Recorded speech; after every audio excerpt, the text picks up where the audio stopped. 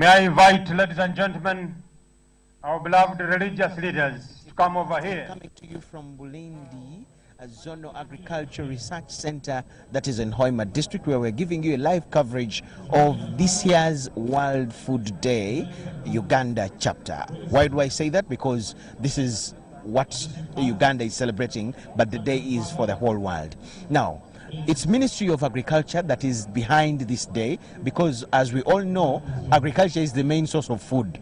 We can't celebrate food without agriculture. So because agriculture is their mandate, they are the ones in charge of this day. I'm honored to have a chat with the Director for Extension Services in the Ministry of Agriculture, Madam Beatrice Byarugaba. Madam, good morning. Morning to you. What does this day mean to the Ugandan ordinary like me watching TV right now? This day is very important in the life of Ugandans because we join the whole world on this day, 16th October, to commemorate and celebrate food, because food is an important aspect of our life. Okay. When a child is born or an animal is born, the first thing they do is to look for food. So you cannot be alive or you cannot exist without food.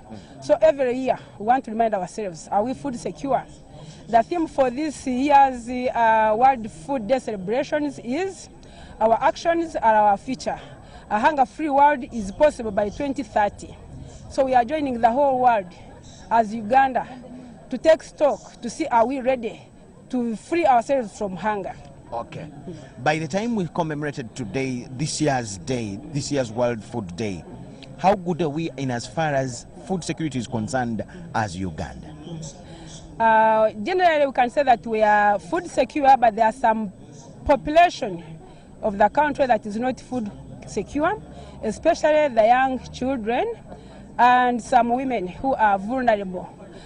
Statistics show us that about 33% of our young children below 5 years, they are stunted.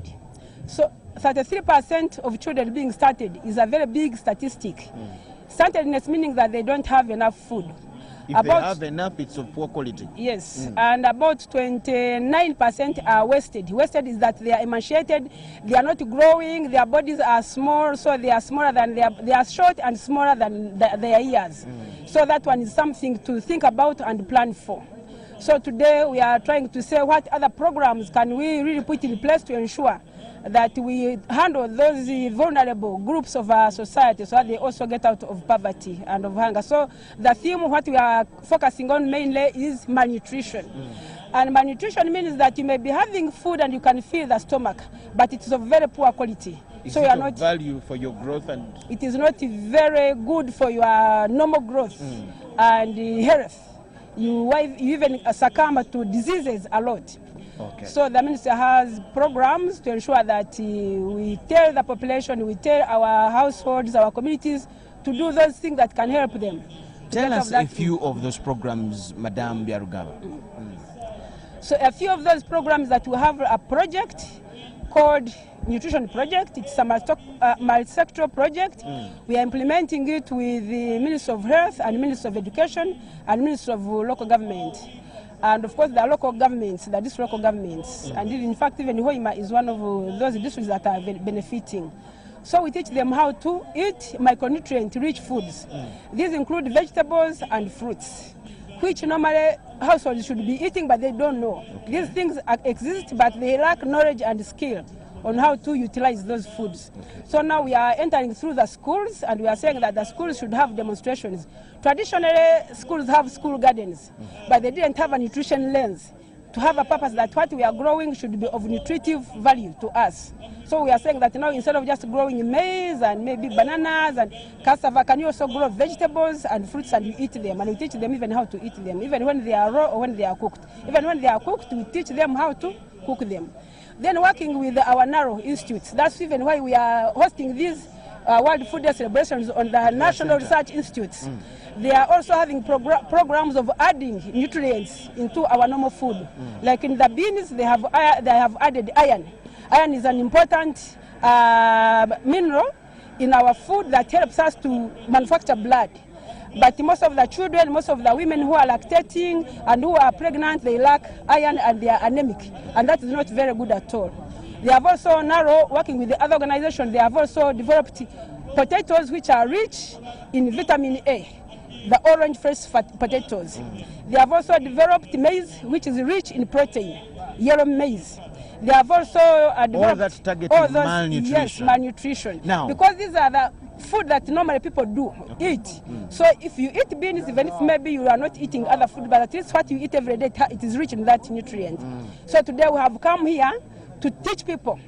There are demonstrations, gardens, which the institutes have put in place. Then also we call exhibitors, people, different organizations who also have an eye on nutrition and food security. So everybody now is showing what are we going to do to make sure that we eliminate hunger. By 2030, we should have zero hunger in our country. Okay.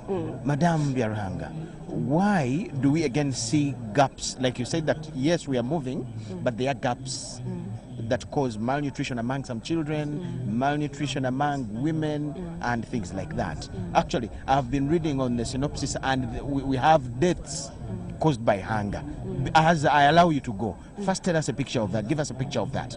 What again, with all your programs that you have mentioned, where again do we find, how do we again come to see the loopholes that lead to the malnutrition among children and other people? The loopholes is because people are slow to adopt the knowledge and skills that we teach them. So we cannot keep quiet. We have to keep on telling them what to do. And these programs are rotating. Last year we had it in Karamoja, in Nabwini Zadi, which is in Blatuk district.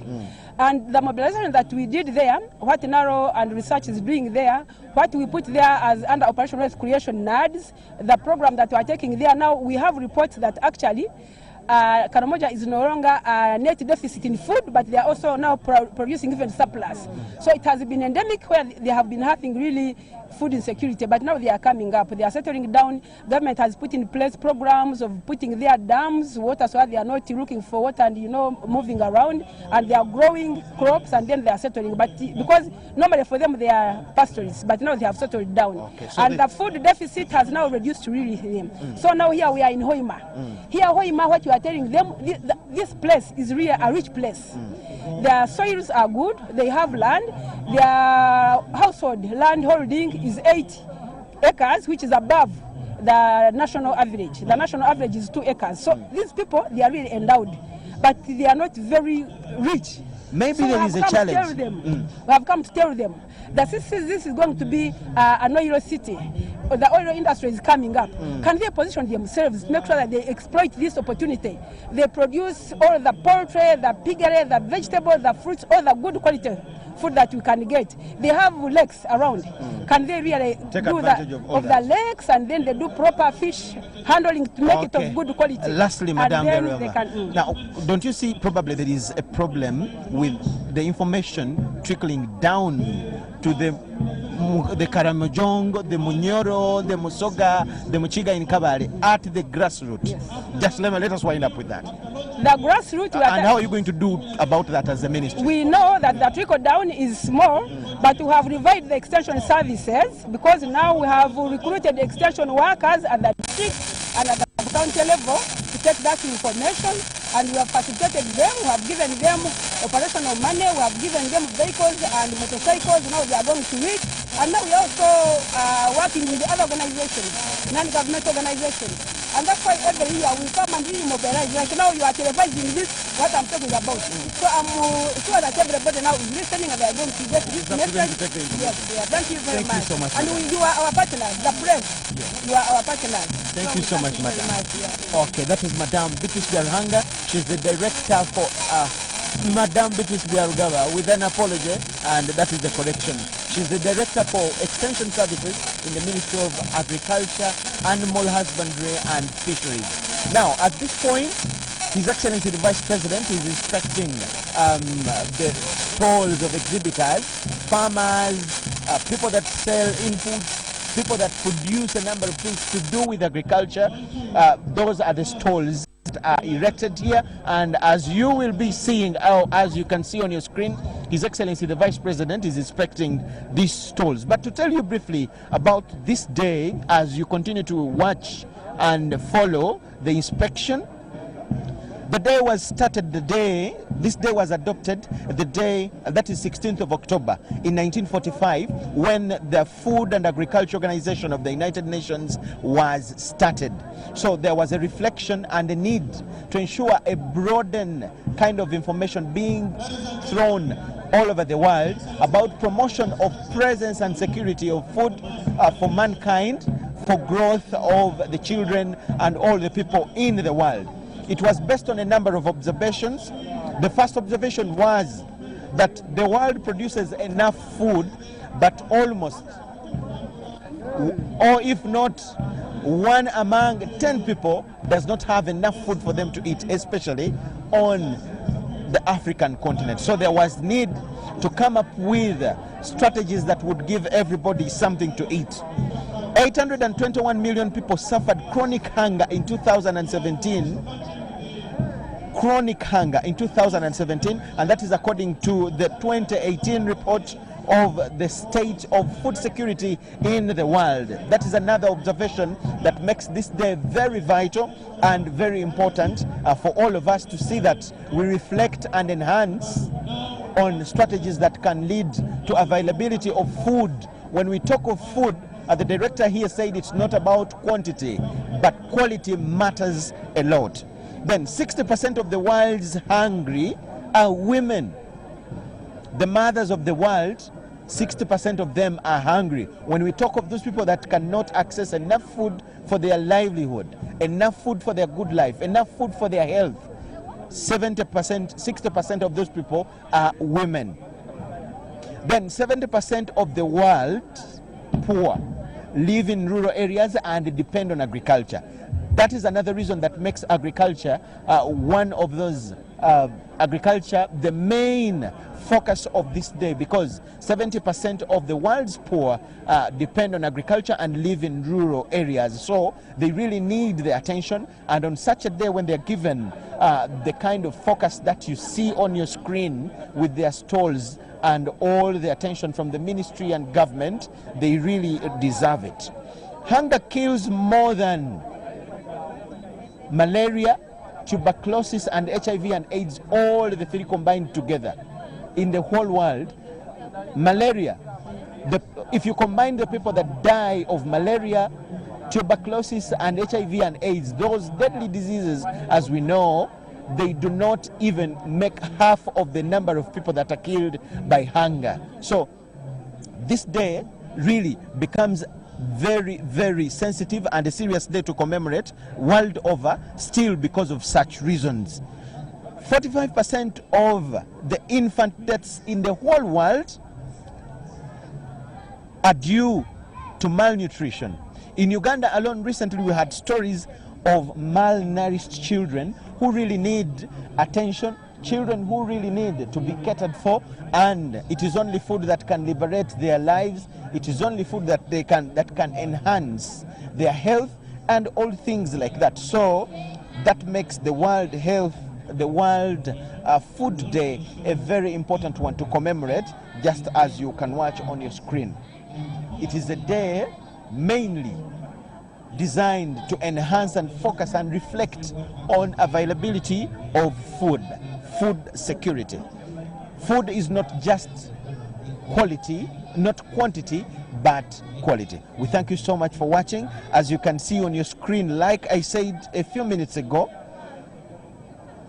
His Excellency the Vice President Edward Kiwanuka II and other dignitaries here at Bulindi Agricultural Research Center, Zone Agricultural Research Center in Hoima District, is now inspecting, visiting and checking the quality of what is being exhibited in a number of stalls here at the event. We thank you so much for watching. Enjoy. Our crops like tomatoes, garlic, ginger, rosemary leaves, tubera yobusuekera and Hoima Caritas. Mwebale kuija.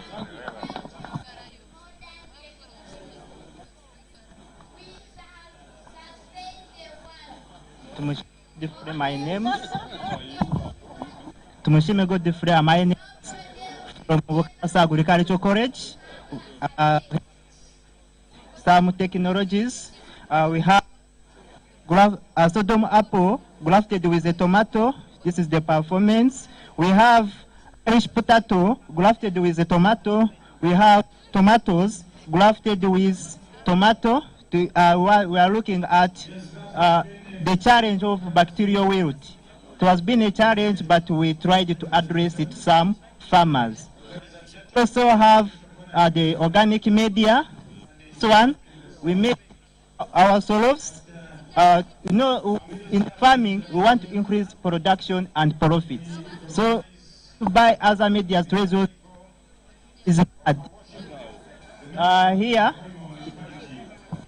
I'm called Katogo Isaac Aliwuya. Here is pasture production and management. I myself, I am able to distinguish for you these species. We have legumes and grass. These are grasses, these are legumes. We have different legumes. For example, we have blab is here. We have cilantro, sesbania is here. We have alfalfa, the one called Lusan is here. We have Leucenia is also here. We have some of the examples, the seeds we can use. Coriander is here. We can use them.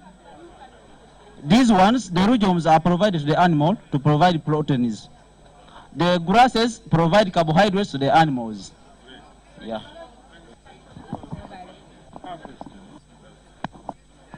Your Excellence, you are welcome to East African Seeds Uganda Limited. We are the Africa best in making herbicides, pesticides, fungicides, and also hybrid seeds and all OPVs, open pollinated varieties. This is East African Seeds Uganda Limited in Jen. Yes.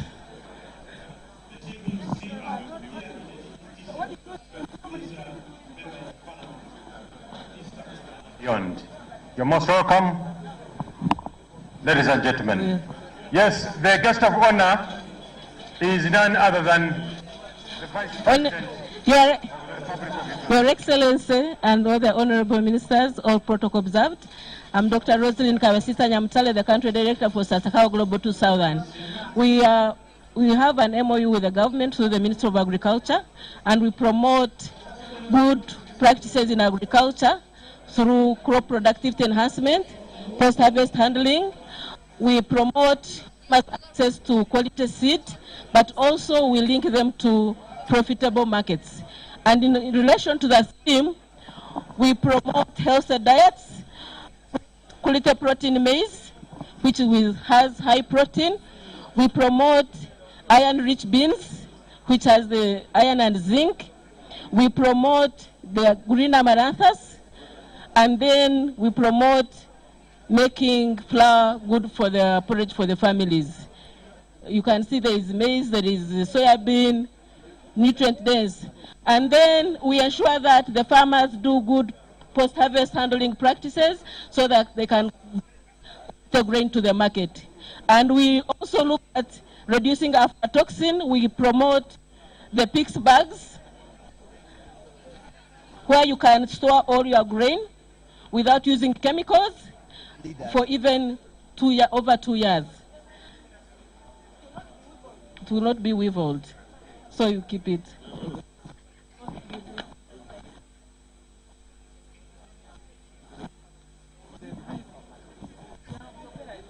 You're welcome, guest of honor. This is Department of Crop Protection. We are trying to promote integrated pest management practices to control pests and diseases. And here, this is what we have managed to gather. Package, farmer manage outbreaks and other pests. Thank you. And we have our catch-up for this when we are regulating and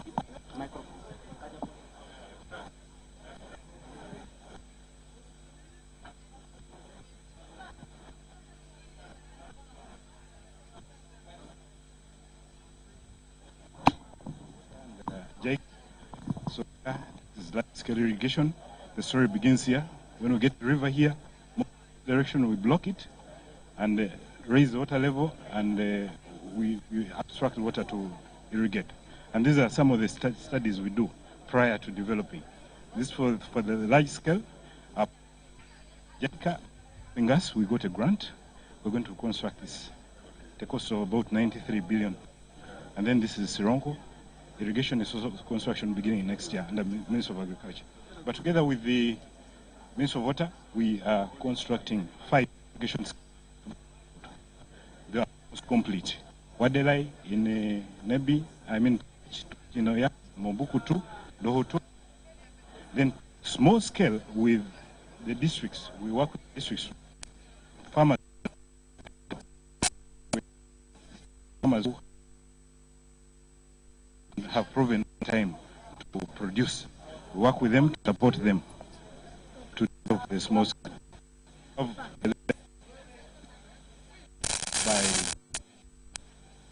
subsidized price.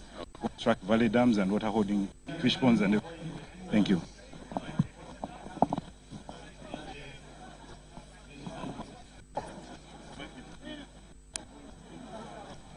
Just so not information. So it's different information part. All that products. Sustainable work products of fish.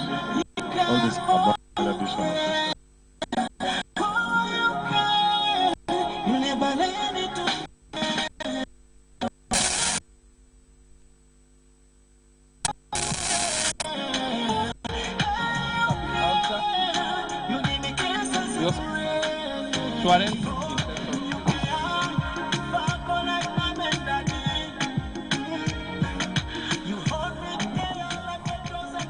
Thank you so much for watching UBC TV. Thank you so much. We are still coming to you live with this year's World Food Day commemorations that are held here in Bulindi at Bulindi Zonal Agricultural Research Center in Hoima District, where His Excellency Vice President Edward Chwanka Sekandi is the chief guest. The day is so much centered on agriculture because agriculture is the mother of food. When you celebrate food, definitely agriculture cannot be left out. So that's why we are at an agricultural research center.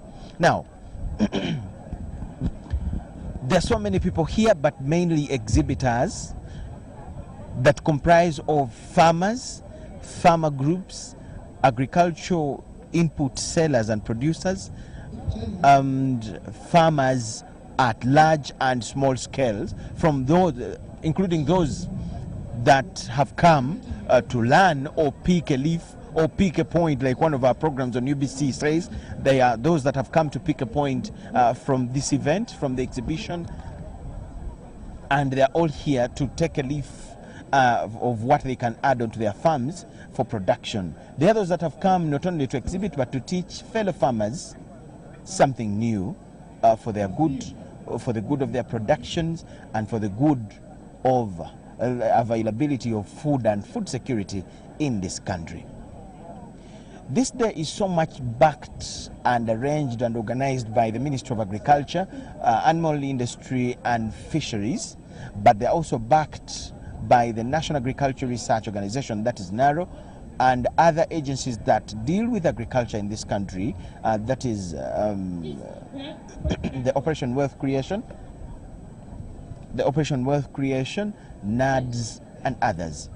We managed to talk to the Director for Extension Services in the Ministry of Agriculture, Madame Biaruhanga Beatrice, and she said agriculture is so much improving because the government is so much putting a lot of money and emphasis on extension services to see that information and all practical solutions and designs, implementations go straight to the Ugandan at the grassroots, to change their attitude, to change the way they produce, to change the way they look at agriculture and all that.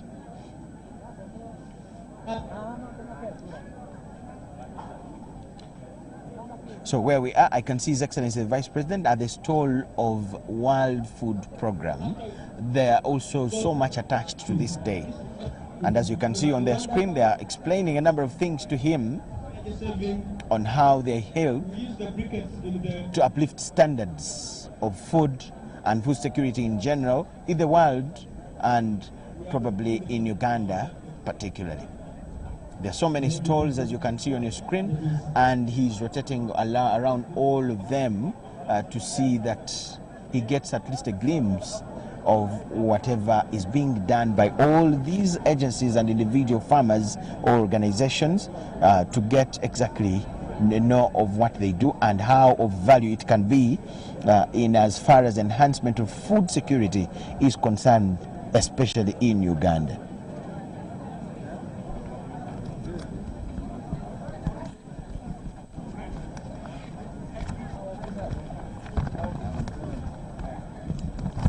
Just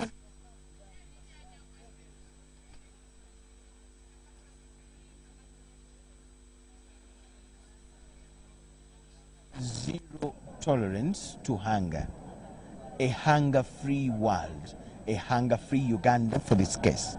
How is it possible? It is government to ensure a lot of facilitation to whoever has to play a certain role, one or two, to ensure they have whatever they need to do that. So the Director for Extension Services has been telling us about how government is trying and doing their level best to ensure that whatever is needed is in place, to ensure whoever has a role to play in agriculture, in the agricultural sector, must and can play that role. Why is hunger the focus?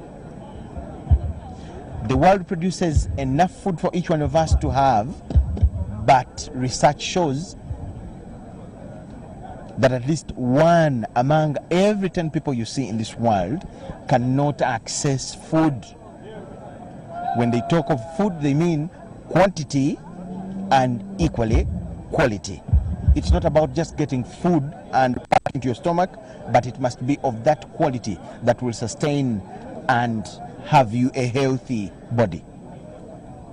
Still another observation as to why this day is very big and food commemoration, and food is it makes food sensitive and a serious aspect of life.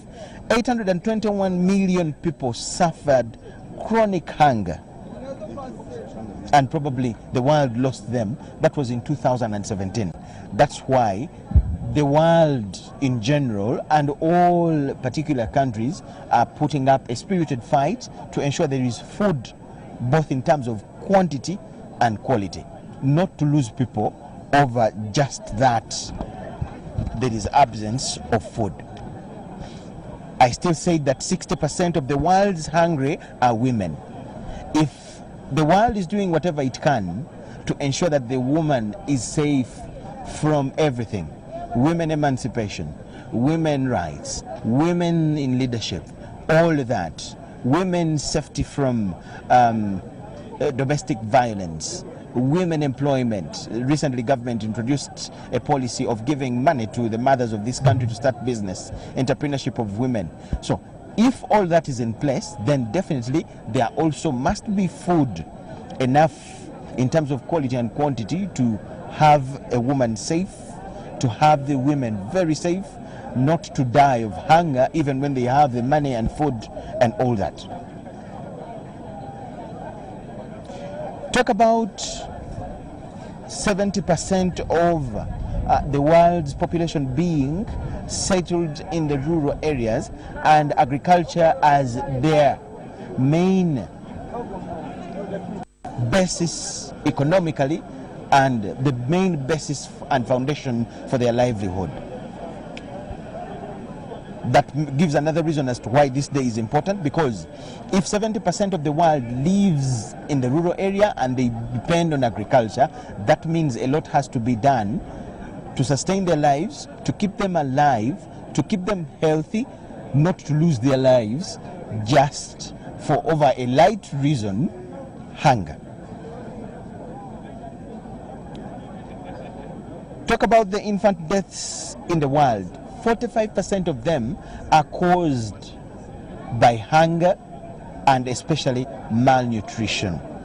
I've seen a number of programs in this country, and we have all read about them, that government is trying to come up with to ensure that there is, as a strategy, to combat hunger in this country and malnutrition especially. Now, If it is about food absence that malnutrition emerges and our children die, then there is more need to have this day where enhancement of presence of food that can sustain and have the lives of our children sound, then that gives more sense to the day, the event, and it gives more explanation as to why we need food in its right quantity and quality.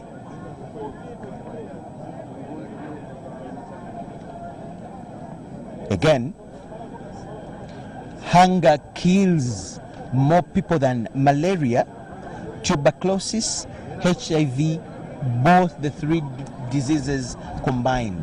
Can you imagine? We all grew up knowing tuberculosis among the 6 killer diseases. We are all in the scare of malaria. We are all in the scare of HIV and AIDS. We are testing and protecting ourselves and ensuring safety from all those 3. But imagine, research has it, and the information all over the world is that hunger has the capacity, and it does really kill more people than the 3 diseases combined. So there is need to really uplift the standards of food, the quantity of food, and ensure that we really have the food that the world needs for all of us to be safe, not to have any problem, not to die just because of absence of food. So that's the main event, the main sense of the event that you are watching on UBC TV, coming to you live from Bulindi Zonal Agriculture Research Center here in Hoima District.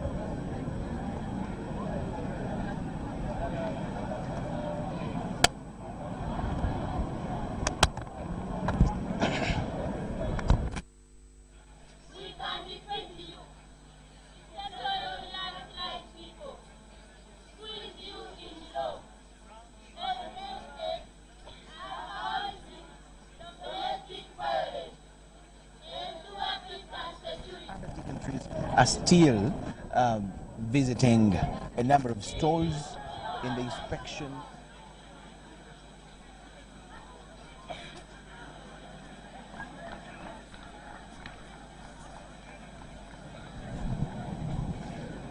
Yes, there are a number of tents here, and I've been told a good number of them are tents connected to the Ministry of Agriculture.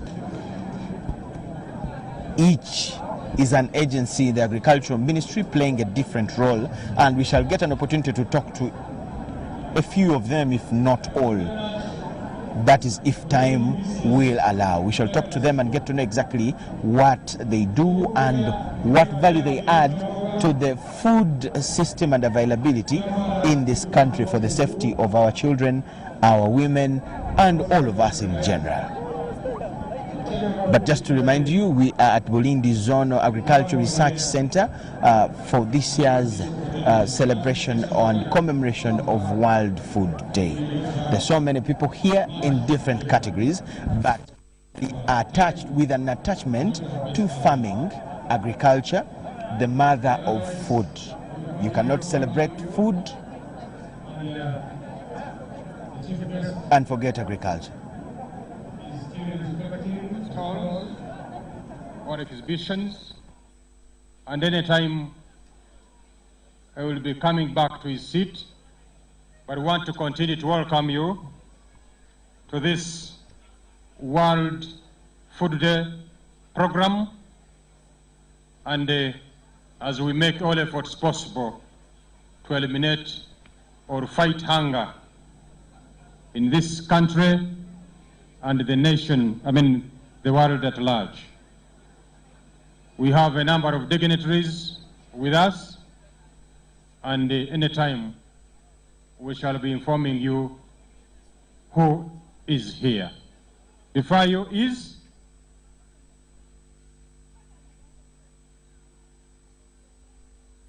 Kibogovia Primary School. Take over.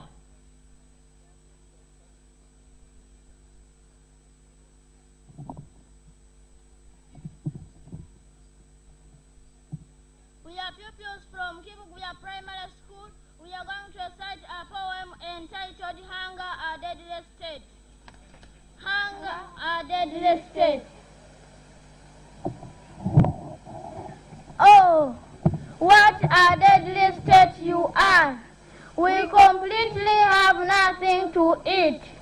Oh, see how sickly we are. We have grown thin and even lost weight. Some skins have become bad because of you. You have killed many people, so you are very bad. Oh, hunger, I know what causes you. Laziness, shortage of land, infertile soils, the unfavorable climate, poor methods of farming, pests and diseases, limited capital and negative attitude of people towards agriculture. Oh, I know how to fight against you. Laziness must be a dream in my life. I will put to use idle land. Applications of fertilizers and manure is a must. I will spray crops using insecticides and pesticides. All people need to be sensitized to develop positive attitude towards agriculture. How? So, where will you pass? How? Hunger is now a dream.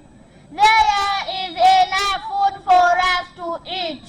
Land is available for us to grow crops. We have enough knowledge on better methods of farming, and we have been sensitized on the importance of farming. We are now having balanced diets and our bodies are now healthy. No more hunger. Bye-bye hunger.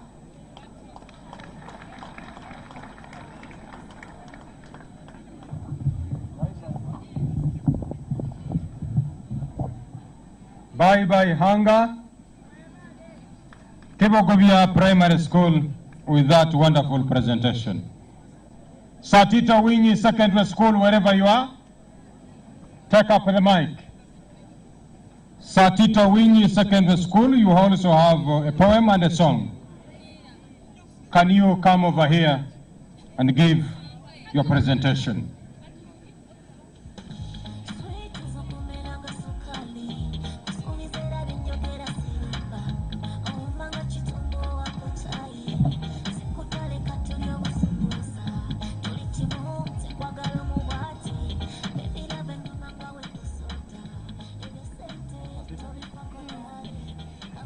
Ladies and gentlemen, before us is Satita Winyi Secondary School with a poem and one item song. Welcome, ladies and gentlemen. This is Satita Winyi Secondary School presenting a song and a poem about the theme, Our Actions Are Our Future, Health Diets for a Zero Hunger World. Mwimuke hatsoba na Uganda. Mwimuke hatsoba na Uganda. Tukole na mani twena. Ihanga letela Uganda. Nukoli gendo mu maiso. Mwimuke hatsoba na Uganda. Tukole na mani twena.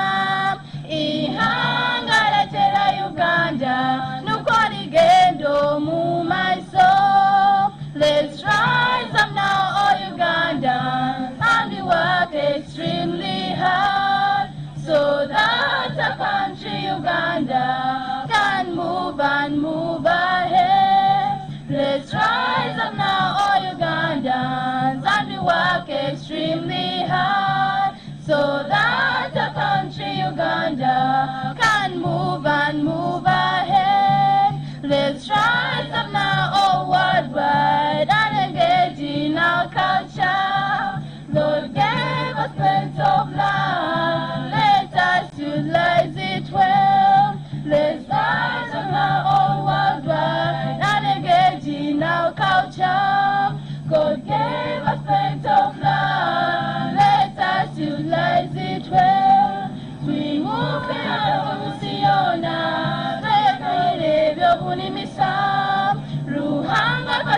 kalingi tulikozese kulungi muno mwimuke siona tuyelire byobulimisa ruhanga katuweta kalingi tulikozese mulungi muno.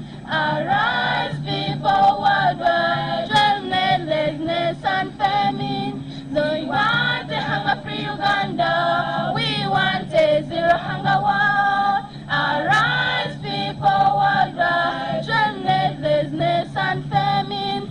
We want a hunger-free Uganda, we want a zero hunger world. Mwimuke matusiona, tumubura ninjara. Tukwenda Uganda tamanjara, tulese taremenjara. Twimuke tusiona, tulibugara ninjara. Tukwenda Uganda tamanjara, tulese taremenjara. Remember now, all people, our actions are our future. We want enough food crop to achieve a zero hunger world. Remember now, all people, our actions are our future. We must rain our food crop to achieve a zero hunger world. Mwijuke ninyama tunyena, bikora byaitu mikiraba maiso. Nubyare byokulya bingi, tubeneze tarimenjara. Mwijuke ninyama tunyena, bikora byaitu mikiraba maiso. Nubyare byokulya bingi, tubeneze tarimenjara.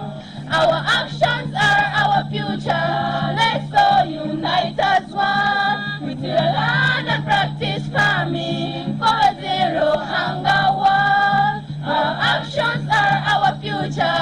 Let's all unite as one. We till a land and practice farming for a zero hunger world. We are ready to hati. We are going to have a mumaiso.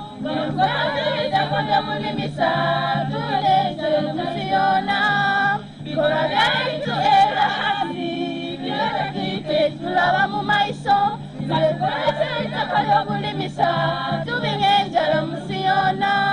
We now thank Yoweri Museveni for raising our culture. Long live Yoweri Museveni, long live our backbone. We now thank Yoweri Museveni for creating our culture. Long live Yoweri Museveni, long live our backbone. Netusima Yoweri Museveni, olokusagike byobulimisa. Ohangane Yoweri Museveni, bihangare byobulimisa. Netusima Yoweri Museveni, olokusagike byobulimisa. Let people stand up to receive the Vice President of the Republic of Uganda. Can you get standing, please, to receive His Excellency the Vice President?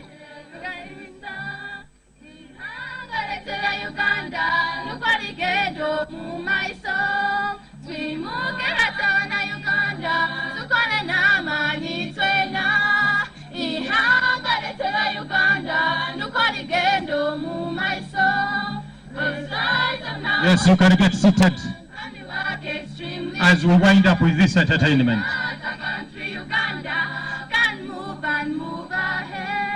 Let's rise up now, all Uganda, and work extremely hard, so that the country Uganda can move and move ahead. So much for watching UBC TV. Thank you so much indeed.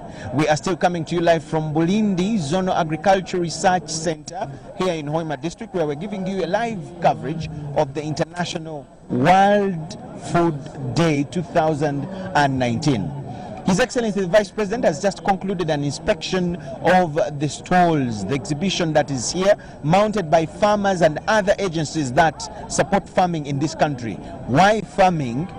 Farming is the mother of food. So if you're celebrating food, commemorating issues to do with food, definitely farming must be the Mogole of the day. So I'm going to talk to another individual, part of an agency that is supporting farming and food production for that in this country. That is the Operation Wealth Creation. and tugenda kwogera lulimi lwa Ssaabasajja. Erinnya lye ye Kano Kano Joram Kagezi, Regional Coordinator OWC. Okay, he's the Regional Coordinator OWC. Kano webale kutwegattako. Yes sir. Kakati oli butereevu ku UBC TV Kano. Nga Operation Wealth Creation musupportinze mutya kuwagira kyo mulina eri okubaawo mmere mu ggwanga Uganda? Very good. Kati Operation Wealth Creation yatandika 2013. Yes, sir. 2013 His Excellency President batono zone zali 25 twali bantu 50 oluvanyuma 2014 15 nagaziwa on Uganda yonna. Kuva olwo abantu batandika kumanya ekyetaagisa okubasomesa n'okubawa kye baayetaaga. Kuva olwo nga twatandika kubawa emwanyi, ntubawa emicungwa, emiyembe, ente n'ebintu byetaagisa. Kugamba emiyembe n'emicungwa bwe byagenda nga bigaziwa, ntandika n'okuleeta ebyuma ebyokukamira emicungwa, enanasi n'ebirala. Kakati of now mu Bunyoro region nganze regional coordinator wa Operation Wealth Creation Bunyoro yonna. Tulina districts 8. Tulina Kiryandongo, Masindi, Hoima, Bulisa, Kikube, Kagadi, Kibale and Kakomero. Yonna mukola emirimu. Yonna. Okay. Tuliba zona constituencies zina ba commanders. Kali ba commanders bawereza baana inchi batya. Babawereza ebintu. Katono nyonga tunagenda. Okay. Soko tubulire mubawe ebintu bikibye mubawa. Tubawe ente, tubawe mwanyi, tubawa kokowa, tubawa ebitoke, tubawe emicungwa, tubawe emiyembe, tubawe enkoko, tubawe embizi abatali basiraamu. Ebintu byonna kuganga byonna eby'obulimi n'obulunzi n'enkoko mubiwa abalimi. Tubiwa abalimi. Kakati afande. Yes. Mmwe muli ku mulamwa gwa mmere oba okusinga ffe bannayuganda kuyingiza kasente mu nsawo? Very good. Byonna tubiyina. Food security is very important. Wako food security tugiwa abantu ate ntubawa okusinziira program nga bweri. Tubawa ebintu ate basigalewo n'ebyokutunda funamu akasente. Okay. Balekewo ebyokulya, kati ebyokulya nga muwogo, ng'ekasooli, ebijanjaalo, ebitooke, enanasi n'ebirala. Naye ekikulu balimira okusinziira President nga bwe yatugamba programu. Abantu balina okulima okutandika na hiika ezeetaagisa, oluvannyuma batundeko balekeko ebyokulya. Buzibu ki bw'olaba obuvaako enjala mu ggwanga Uganda? Kubanga research eraga abaana abato abali malnourished, abatalya mmere gye beetaaga, bafuna emmere naye nga si eyo omubiri gwabwe gye gwetaaga, abantu abatafunira ddala mmere abasula ne basiiba. Olowooza kiki ekivaako ekyo ng'ate programs ng'eno weeri Ministry of Agriculture tubuulidde programs zaabwe nnyingi, olowooza obuzibu kati buli luddawa? Obuzibu bwe buli okoze bulungi kumbuuza ekintu ekyo. Obuzibu bwe buli fe abantu tetwagala kukola. Waliwo ne bwe twagalerera kuweereza ebintu ng'alina ettaka, alinawo kulibulundira ente, alinawo kuteeka ebitooke, alinawo kuteeka ebibala n'ebintu birala byonna, naye ng'ali verereze nga tayagala kubikolako. Tubawa oluusi abamu tubasomesa n'akkiriza naye nga tali bwiringi kukola ki. Kati bwe tumala kubimuwa nga tugenda tumulambula ne tumuyigiriza the end okugenda kulambula 1 month 2 months nga terikikoleddwa. Kati ekyo osanga abantu tebalikola ki, tebabiriiko. Ate oluvannyuma n'osanga abantu nga bakomplaininga baga nti tulina enjala, nga wamuwa emiyembe, wamuwa emicungwa, wamuwa kasooli n'abirima atabikola, n'osanga nga ebintu biba bituswaza nnyo. Kati ng'emyaka gyemaze muno mu Bunyoro, nze mazemu emyaka 23. Operation Wealth Creation yansangamu. Nze regional coordinator wa regional reserve force commander wa reserve. Naye nga abantu abafuna ebintu kutandika 2013 programu we yatandikira abakkiriza ne babifuna ne bamaintaininga bali bulungi. Kati abalala balabirako ne beetegereza ekyokukola naye ne batandika kukola ki, okugira of now of now kakati nga kati tulina endoka z'omwanyi katemwanyi zetugabye from 2013 tulina miliyoni 66 nezongerako kakati afande nga tumaliriza kubanga njagala nkutogene ku mukolo tugenda kukolera ki endowooza eyo mindset okubeera nti kati bwe buzibu kwakyo nnyonnyola nze bwetu bwe nkifunye nti mindset y'abantu bwe buzibu tugenda kikolera ki naddala mmwe abali mukulaba nga mukyusa embeera yaffe just mu buvunze tumalirize kakati kyetukola of now ffe kenyini tutwala bana abatanakola obulungi ntubalambuza abakoze kati bwatuuka inaalaba ye kenyini n'aswala kati bwaswala n'atandika kukola of now kati ng'abaana bosanga ku luddo bosanga kuki bazanya buzanyi tubatwalayo kati bwebasanga bali abafunye banaabwe ne bapiikinga ne bakola ki yes mugenda kukikola practically afande tweyanza nnyo obudde okujjawo ng'olina kosembyayo nkutadde kensembyayo nze mbadde nkubira abantu mulanga mu region zonna mu Uganda yaffe yonna abantu bonna bwe bajjumbira kino ekintu kya operation wealth creation and NADS amaaso ne bagateeka ku kulima n'okulunda bajaganyirwamu lwakuba of now kati abatandika mu biseera ebyo kati bali bulungi kyembasaba bakirize programu ya muzeeyi eno bagigendereko bajja kuba bulungi mu bujjako. Thank you very much. Thank you to Afande Kajezi. Thank you very much. Yes, he's Colonel Joram Kajezi. He's the regional coordinator Operation Wealth Creation in Bunyoro region. He says it is only when we take a step and take on what government provides that we can succeed. Those that have tried, they have succeeded. We thank you so much for watching. Let us now give you a chance to follow the event. We shall come back to you with more other interactions as we continue. Thank you so much for watching UBC TV. Let's continue with the event. His dear wife.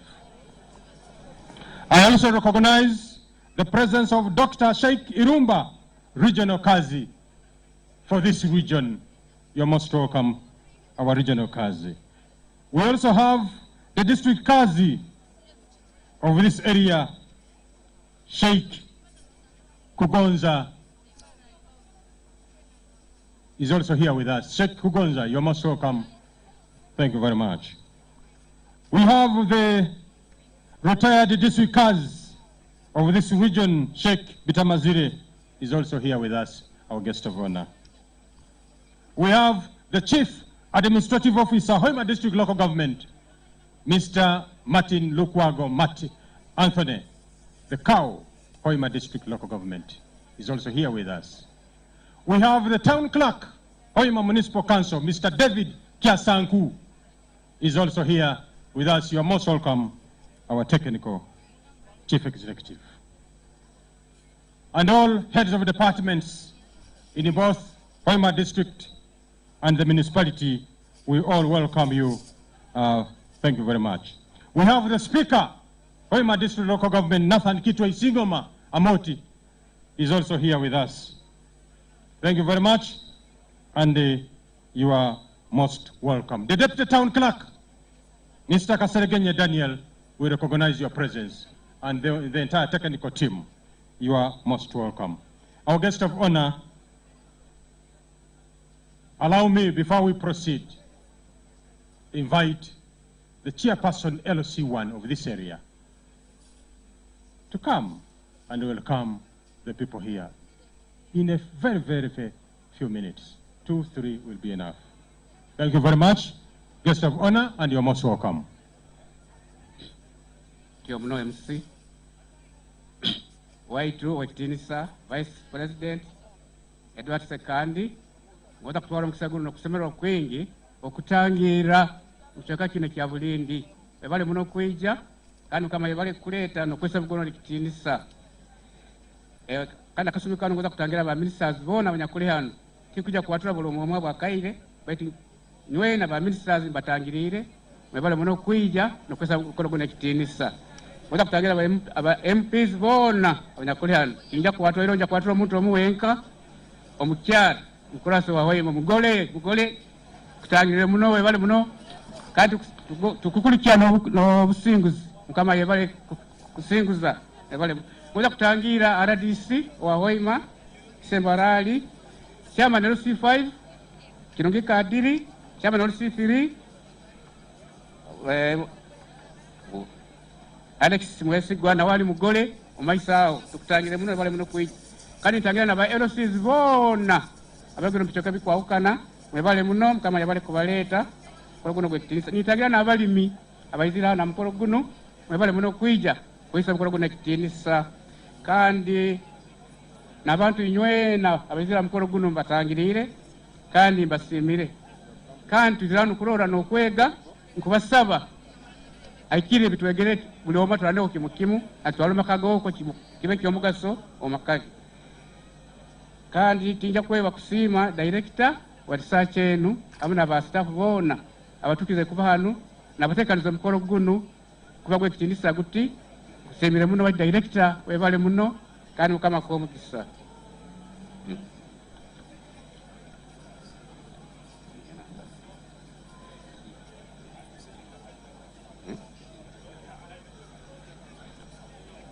okusima kuno kulikwembaganiza waitu owekitenisa vice president ngoza tukiza kusima kwaitu ali president kubaza tukumusima bwo businge uyatwaire ata bantu tukuyama kurungi nokola tukora utaenda businge tusaba kukora ngoza kusima bwengude zikorwa kandi tusabaneze takakozerwe naza azimalire kusima masanyarazi ebyali bikiro bwingi bina masanyarazi kuijuka madamu ogo tukwa campaign oko mkyaro oko zaidi zoko mukao mbararo kusanga bijwa byasibonde bibira byona bigira masanyarazi so tukusima muno omukisemera wekitinisa yabale muno kandi nebyo byali bitakatungira masanyarazi tukusaba nabyo abimalire kandi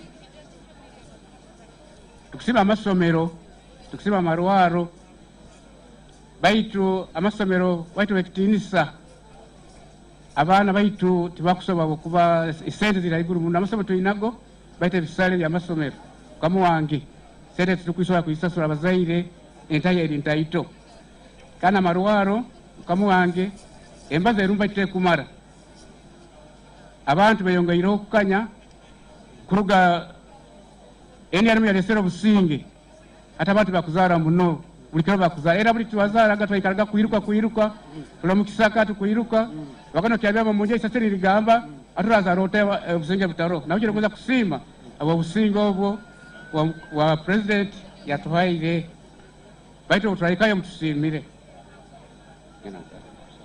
ati bino tugoza kubikusaba baito tukizali president itabatu bakyabigambire tulibali mimali kandi tugoza kuongeraho hante yati yobulimi so kutunga byokulya bingi ebyokwahura amuno kutunda tuyama kasente kokwerera abana baitu 27 baitu ekitindisa omutukiza tubaita walo mukurogo tusaba the World Food Day commemoration national event in Hoima district. Now, Ministry of Agriculture has programs, a number of them that are all directed at enhancing food security. We are here at one of their stalls and we're going to get to know more about what this project is very briefly. Sir, good afternoon.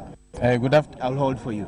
Good afternoon, sir. I'm called Stephen Birbonwa, a principal agriculture officer in charge of food and nutrition security. Okay. And I'm housed in the crop production department. The Department of Crop Production has about 3 critical functions. Let us know. Yes, for policy, guidelines, plans, development. It also conducts food and nutrition security surveillance in the country. It also deals with the capacity building of the district extension workers and through training of trainers. Also, the department deals also in development of guidelines and training materials which later cascades down. Under that department, we have a variety of projects. Namely, we have the Uganda Malsura Food and Nutrition Security Project, we have the Agriculture Cluster Development Project, and other projects like the Northern Uganda Farmer Livelihood Diversification Project. Okay. Yes, also the Banana Livelihood Diversification Project, okay, which is in Western Uganda. So how much have you supported food security in this country? Just briefly. Yeah, we have supported not only food security, but with also the aim of gaining income through these projects like the Uganda Masukro Food and Nutrition Project, which helps in producing micronutrient-rich foods. Iron-rich beans, the orange flesh sweet potato, and these ones are healthy foods for improving the vitamin content of the people and the children, and also of all the people. This project, we deal also with other stakeholders. That's why it's multi-sectoral in nature. We deal with the Ministry of Education, Ministry of Health, Ministry of Local Government, and also the district local governments. It's conducted in 15 districts. Okay. Then, just at that, yes. Why do we again have cases of malnutrition in this country and gaps of hunger in a number of areas when we have this kind of a program in the ministry? I have not talked about the. Unfortunately, I have not. Hello, yes. The issues of hunger and malnutrition could be there due to the messages which we need to have down on the ground. The causes of malnutrition and hunger are many. There are many. But however, to control those causes, we need to deal with issues of feeding, issues of storage, issues of post-harvest handling, and on board the Agriculture Cluster Development Project, which has objectives of increasing production and productivity of the 5 critical commodities, the rice, coffee, beans, maize, in the 12 cluster geographical areas. Thank you so much, Mr. Bilibono. I'll cut you short just in the interest of the event, but we'll get time and have a discussion of all these details. Okay. Thank you so much. Thank you. Yes, we are still coming to you live from Bulindi Zonal Agricultural Research Center, and right now we are trying to get to talk to officials of the ministry in their various stalls, different projects of the Ministry of Agriculture. Madam, good afternoon. Good afternoon, sir. Yes, what is this stall about in as far as the ministry is concerned? We are Ministry of Agriculture and Marine Industry and Fisheries. We are one of the 4 directorates of that ministry, and ours is called the Directorate of Agriculture Extension and Services. Okay. Yeah. You are the people that are so absent at the grassroots. We are not so absent, but the shortcoming we have is that we have a good number of people to serve when we are actually very few of us. The elderly tell us that in their days, an extension officer would have a motorbike, he will be very present in the village. Why is it a different story currently? You know what happened? The numbers have doubled, tripled, or whatever. Now it is very difficult for us to reach each and every person. That's why we are even encouraging people to form groups so that we can reach them in groups. Yes, we use several approaches when we are training. We can use the groups to train them, but once in a while we can reach out to some of them to train them. Yes. What message do you have for Ugandans on this day? The message I have for Ugandans is that knowledge is wealth. You know, this directorate is mainly concerned on extending the knowledge to them. So Extension Services is making sure that the farmers utilize these very important... Can all farmers read books as big as I see here? No, these books like this manual is for agriculture extension workers. And you know, because I've told you that the public ones, the ones of governments are few compared to the number we are supposed to have, we try to use even the private sector. So in a bit for us to give out uniform messages, we get these manuals so that when they are going to train, they use these manuals also, so that we don't give out contradictory messages. So when we have these manuals in place, these policies in place. Your name once again? My name is Eve Luvumu. I'm a Principal Agriculture Extension Coordinator in the Directorate of Agriculture Extension Services. Thank you for talking to me. Thank you for the time and whatever we have shared. Yes, she is the Coordinator of Extension in the Directorate of Extension Services, Ministry of Agriculture. Let's go back to the function. Okay.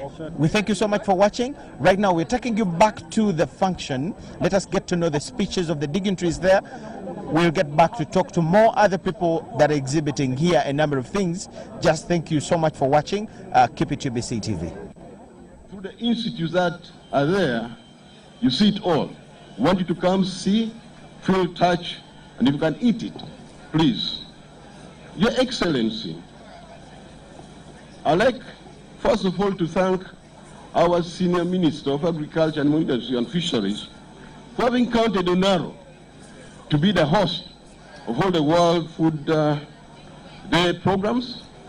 And I know it's not just a question of getting the best son or daughter, but I think we look at the historical perspectives.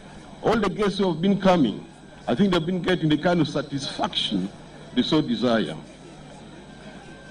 Your Excellency, today as we celebrate the World Food Day in Hoima, and I also take note, this place known as the Oil City, in the Albertine agroecological zone, we look at the theme of today's function, whereby we are saying our actions, our future, healthy diets for a zero hunger tolerance. It struck chord with our research innovations to fight hidden hunger, among other emerging obstacles on our path to a hunger-free world. In line with today's theme, NARO has over the past decades embarked on actions that ensure food security, improve household incomes, and economic development. We are talking about the socio-economic transformation of this country, whereby we are committing ourselves to provide food, but at the same time we are talking not only food but also nutrition. We have now moved into the world of nutraceuticals. We are employing different techniques. Today, I strongly believe on touch code with the sciences in place, we are talking about nutrigenomics. Our guest of honor, when we look at NARO's technologies, I think it's quite important also to equate in terms of money.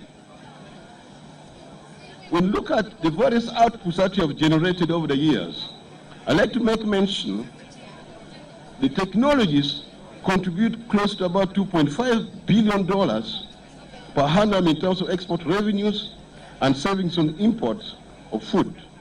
In the last 10 years, NARO generated and disseminated over 800 technologies, innovations, and management practices, with a resultant effect leading to a growth of 3.8% of the sector growth. These have tremendous contributed to appropriate use of natural resources, ensuring food and nutrition security, household incomes, stabilization of food prices, hence microeconomic stability, conserving foreign exchange and preventing economic crises. The technology also stimulated growth of cottage industries and large-scale agro-based industries. Today, government is actually pushing an agenda for agro-industrialization. But of course, we need guidance. And if you want to get the proper guidance, we believe actually technologies and innovations is actually the mother of all inventions. I'd like to make mention of some of the modest contributions you have made to this country, Your Excellency.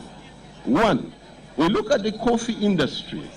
Your Excellency, I'd like to present to you, over the last few years, we have developed 10 resistant coffee wilt varieties. And we'll look at the yield potential of up to 3.9 metric tons per hectare. When you compare to the susceptible varieties, the traditional land races that we have been having, we are looking at just 1.5. We're talking about a quantum leap of more than 100%. The varieties have contributed to reduce disease incidences from 50% in the year 2004 to less than 10% by 2017. And this saved the country a loss of 0.624 trillion shillings annually. Our guest of honor, we look at the coffee exports. We migrated from 2.7 of 60 kilogram bags in 2006 to 4.6 million bags in 2017-2018. And we look at our modest contribution. We are contributing to the economy close to 1.9 trillion shillings. Two, in line with the theme of today, we have also not been sleeping. Out of our foresight, we have been addressing issues of nutrient deficiencies in Uganda's population. And here, through conventional breeding, we have been able to develop bean varieties that enrich with zinc, enrich with iron, and our guest of honor, when you look at me by stature, I think I represent Uganda. We are talking about a country that is gifted by nature. And today I present you scientists that are also gifted by nature. But you need zinc, you need iron to preserve, to get somebody like you. Our guest of honor, when you look at certain crops that we have here, I'd like to make mention to you that Uganda is the second largest producer of sweet potato in the whole world, following China. But in Africa here, we are the first. But you're not saying just yield, but saying how best can you enrich it. I'd like to present to you, you scientists have been able to develop vitamin A-enriched potato. And you are saying you're not just consuming actually the carbohydrates, but also taking iron medicine. I'd like to make mention the banana. Uganda is not a banana republic, but we're the largest producer of banana in Africa here, and we come second after India. But then again, you're also saying, not just a matter of producing high-yielding banana. I know you can eat, you can drink banana, but you're saying what are the nutrients in it? You talk about the nutrient density. And I want to present to you, we have been able to produce vitamin A-enriched banana through biofortification, but then again, we still have a problem. The enabling law to pass on these vast technologies to the recipients. I think the biotechnology law should likely be passed on so soon. Our guest of honor, I'd like to make mention to you, when it comes to bean production in Africa here, it's only Tanzania that beats Uganda. But the most important thing is we beat them in the terms of high nutrient density beans. So it's not just a matter of yield, but also a matter of the quality. I'd like to present to you, sir, that we have also provided sustainable solutions to livestock. Right now, we are in the process of actually developing anti-tick vaccines. And you know actually what the tick burden costs this country, close to 3 trillion shillings per annum. I'd like to present to you, we have come up with 3 candidate vaccines against actually 3 major tick species. And the other day when you State House, your colleague, our president, is well aware that you're developing anti-tick vaccines against Bifidobacillus appendiculosis. Those are his words. You also mentioned that we are also developing vaccine against Bufillus declaratus. Those are his words. These are like state language now. And my colleagues from the East African Parliament, I think everywhere we now talk science. Then, of course, the vaccine against amblyoma variegatum. So we're on the right track. And I strongly believe at the end of the day, maximum support, the issues of actually foot and mouth disease, the issue of African swine fever will be history. But count on us, and we are committed to deliver. Now, there are certain things we take for granted. When you look at rice, those of us who were born much earlier, rice was a delicacy for Christmas, for Independence Day, and Easter. What I'd like to present to you, we have now been able to increase the rice production. And I know that given more support, we shall actually reach the ceiling 1 million tons per annum. So far, we migrated, and when your government came into power, the rice production in our country was most restricted to about 1 ton per hectare. I'd like to present to you, we have come with varieties that can yield up to 8 tons per hectare. And we are not just bluffing. Today we can say we produce 325,000 million metric tons of meal rice on an annual basis. Look at maize. Maize has never been actually a commercial crop. But today we're saying it's a dual crop. But the most important thing in terms of accountability, what has research done? I'd like to present to you, through the Ministry of Agriculture and Industry, we have recently released actually 8 maize varieties that are high yielding, tolerant to pests and diseases. But the question is, excuse me.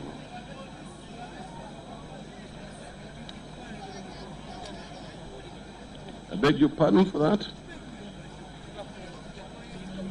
We are saying, out of our technologies, out of innovations. In the maize sector, we are able to increase actually maize production from 2.9 million metric tons, and as that we can boast of 3.7 million metric tons on farm. We believe in fish, we believe in intelligence. I'd like to present to you that through the cage and pond fish farming, we have been able to increase production from 95,000 metric tons to over 120,000 metric tons. And we are saying we are bringing to this country close to about 1.8 billion shillings annually. We also take note, we are looking at the aspects of paper, the aspects of stationery. And I know, and you also know, government spends close to about $100 million per annum. I'd like to present to you, right now, plant is in narrow. Are developing a technology using the bamboo. We have a tissue culture lab that can produce more than 1 million seedlings of bamboo, and it's the bamboo that we are going now to use to sort out the paper industry in this country. And we are saying we need a modest amount of close to about 1.5 billion shillings to put up a pulp small processing center, and this one within 8 months we shall actually be able to provide you evidence, because we are saying with research, it's evidence-based, it's time-bound. So given the support, I believe the expenditures on paper, the expenditure actually on stationery will go down tremendously. The issue of disaster management, all along we know we have been having of the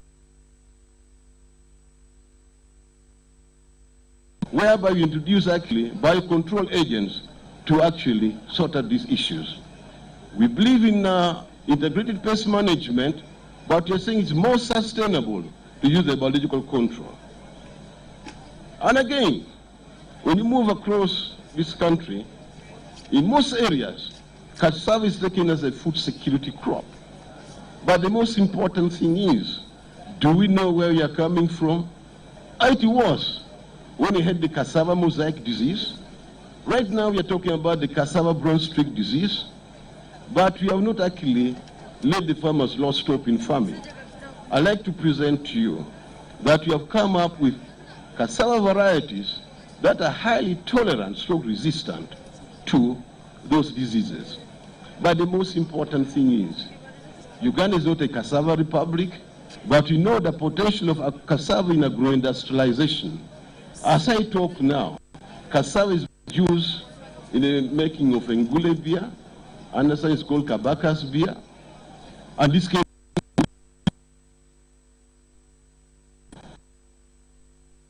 in this country.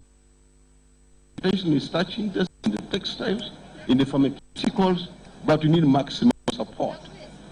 And again, we're talking about evidence-based research, the banana.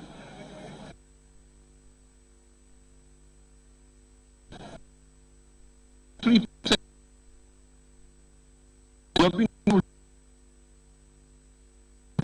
4%, but the most important thing is in terms of money. We are saving this country close to about 365 billion shillings per annum, and we have averted the food crisis valued at 1.3 trillion. And then again, if we talk about modernization of agriculture, without mechanization can actually go far. I'd like to present to you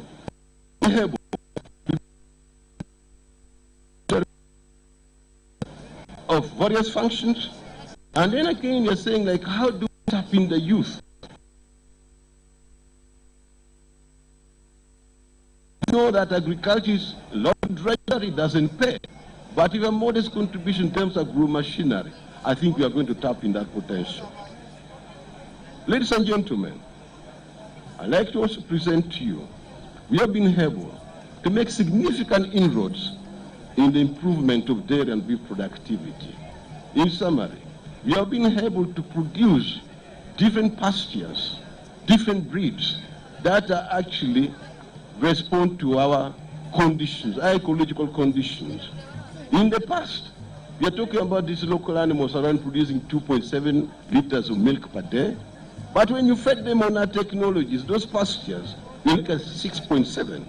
And then again, look at average weight. It takes close to about 5 to 7 years for an animal to gain a weight to 400 kilograms.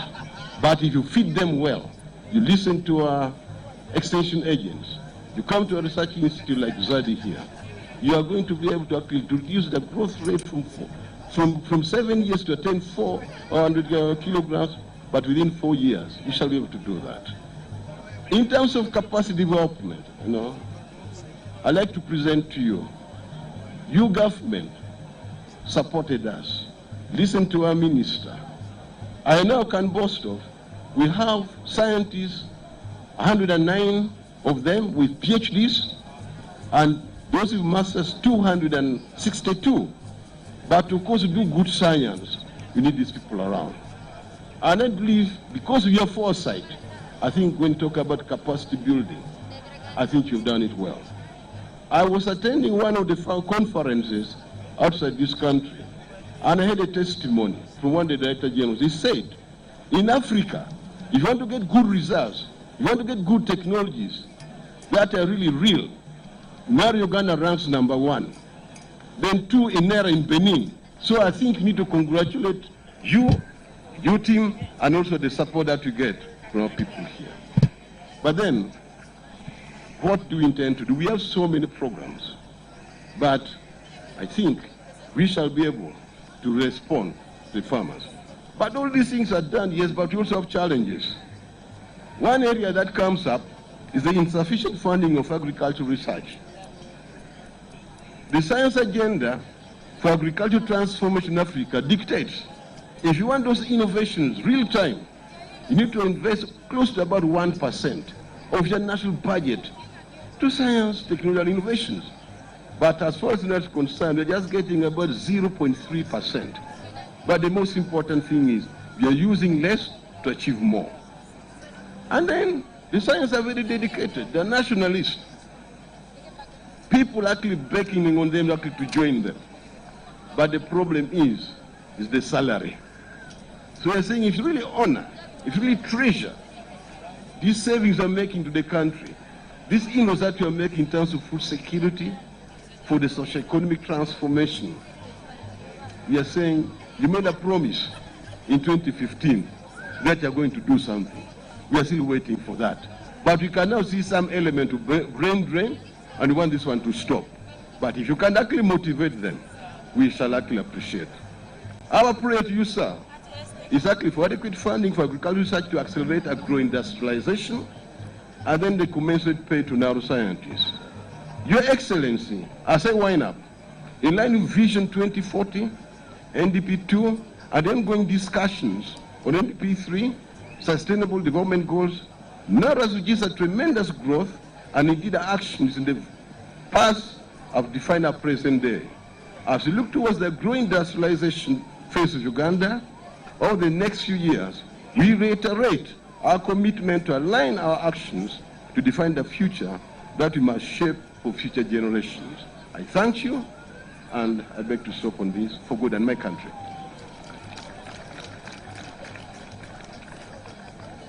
Thank you very much, our Director General.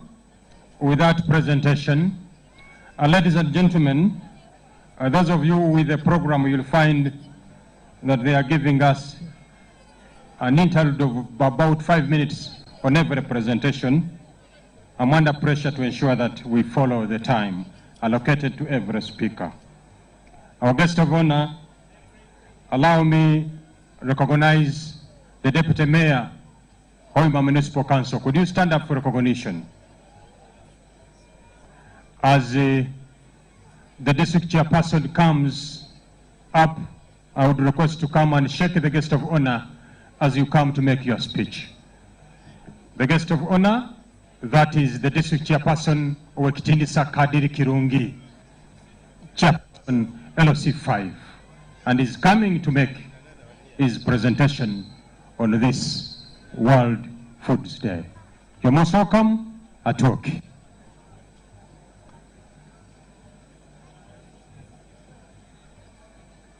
The guest of honor, Your Excellency, the Vice President,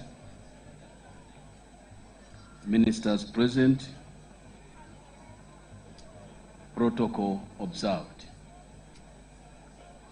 Your Excellency, before I give my speech, allow me to invite my colleagues to come and give me accompaniment as I'm delivering my speech today. The district councillors, the mayor, and the area LC3 chairpersons come in front, and you give me an accompaniment.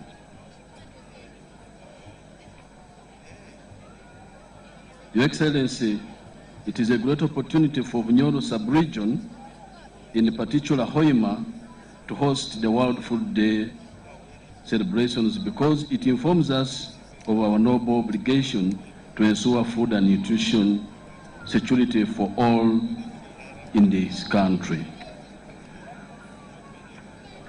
Bunyoro sub-region remains a food basket for this country and the rest of East African community. Food from this sub-region, it goes to Southern Sudan, Your Excellency, Kenya, Rwanda, Tanzania, and Democratic Republic of Congo, which takes almost every day.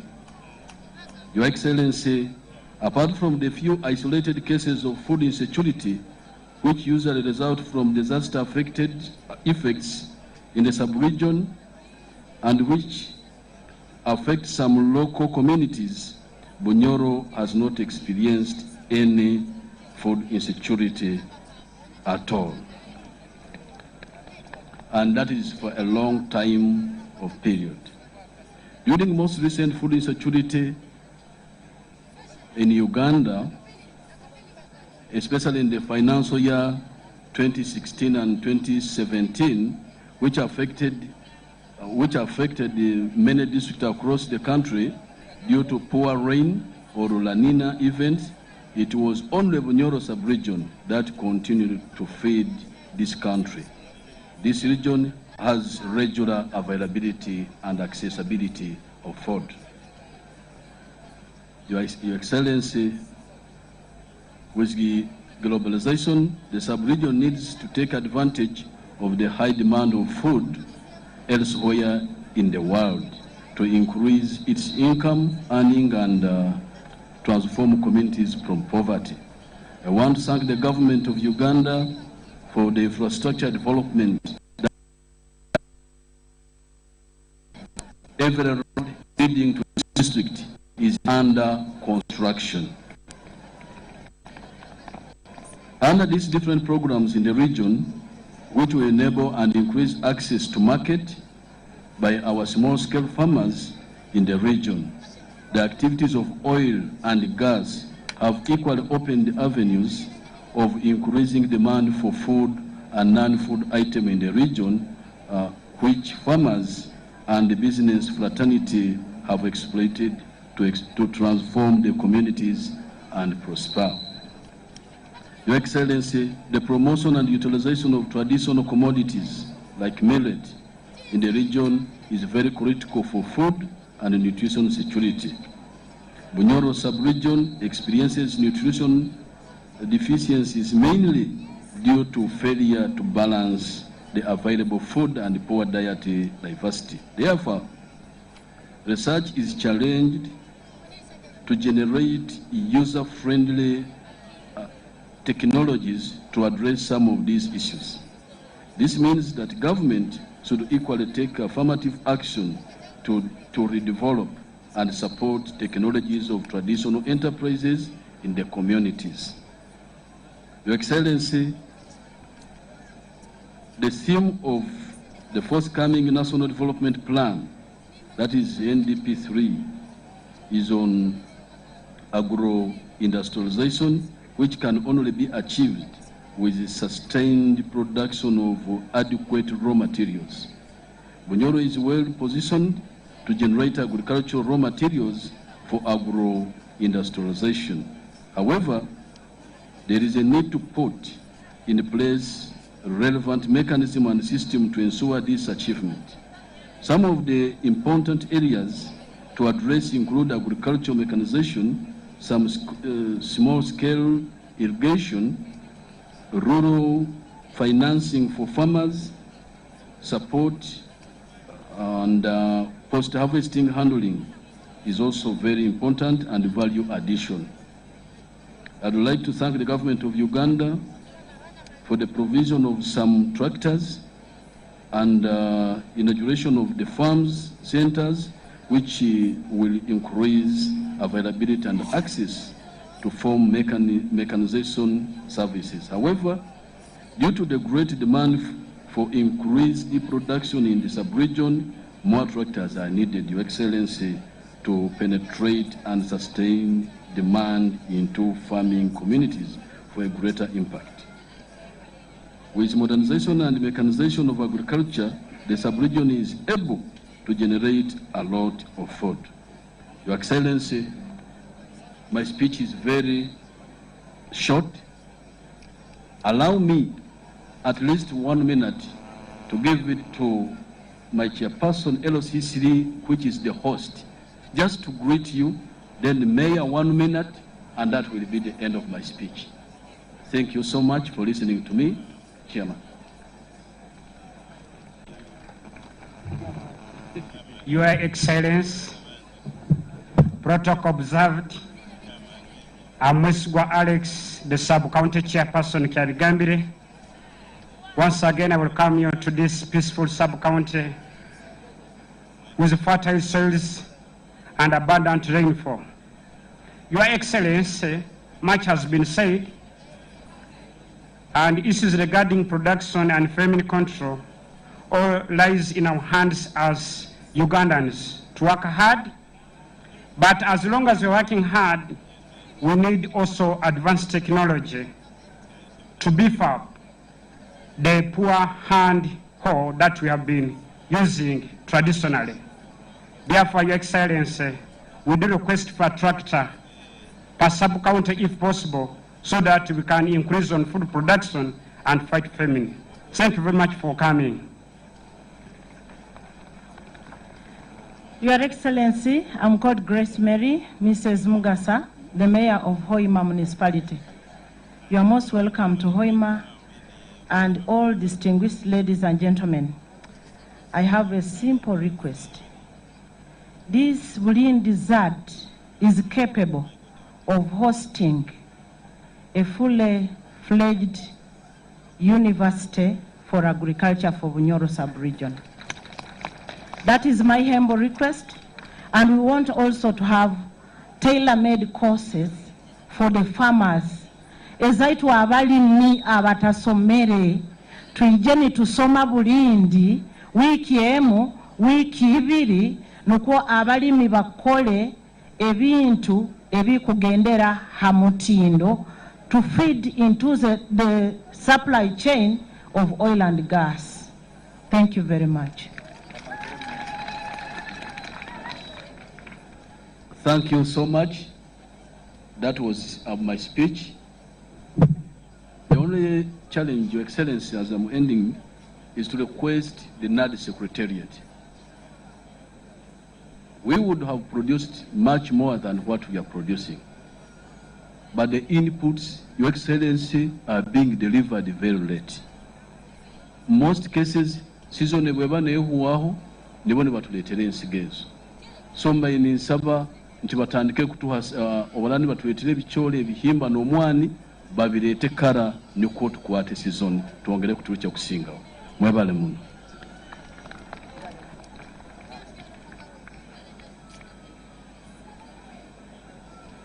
Your Excellency, that has been a speech by the district chairperson, and I cannot add or subtract anything, and I believe everybody has heard.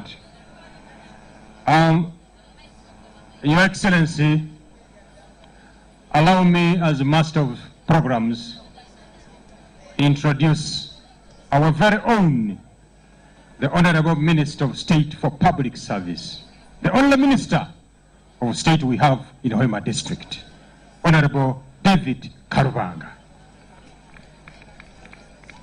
Tusima Bungerwa. Thank you very much, Honorable Minister of State for Public Service, for coming and we recognize your presence. As I wait for born super actors, allow me, because weather is not very good, anything can happen at any time. Let's first speed up the speeches, and if time allows ahead there, we can have some entertainment. So, allow me invite the chairperson of East African Parliamentary Alliance for Food Security and Nutrition to come over here and give his presentation. The chairperson, East Africa Parliamentary Alliance for Food Security and Nutrition. Yes, he's also a member of parliament. You're most welcome, Ndogo.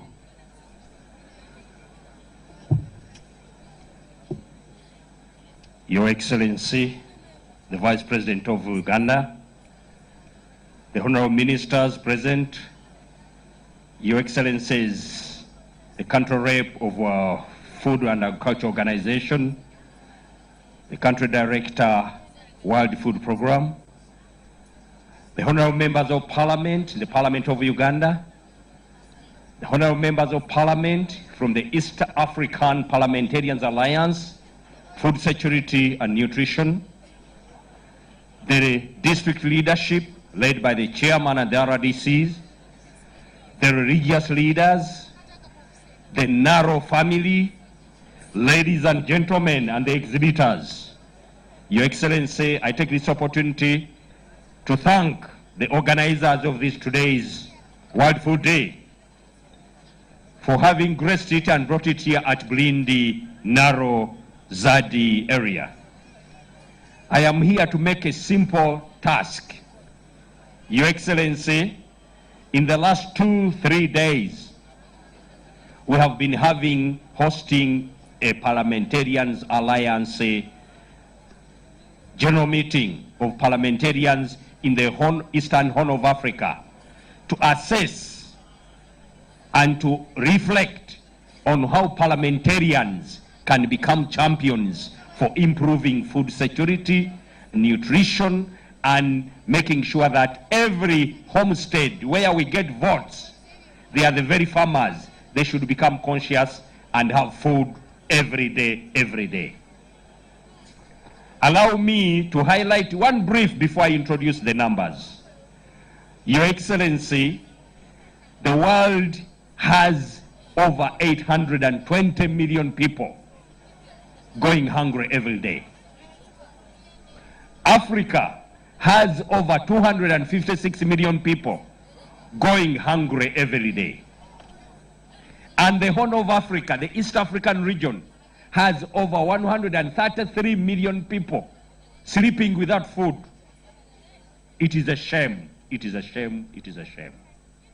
So we must work towards zero hunger.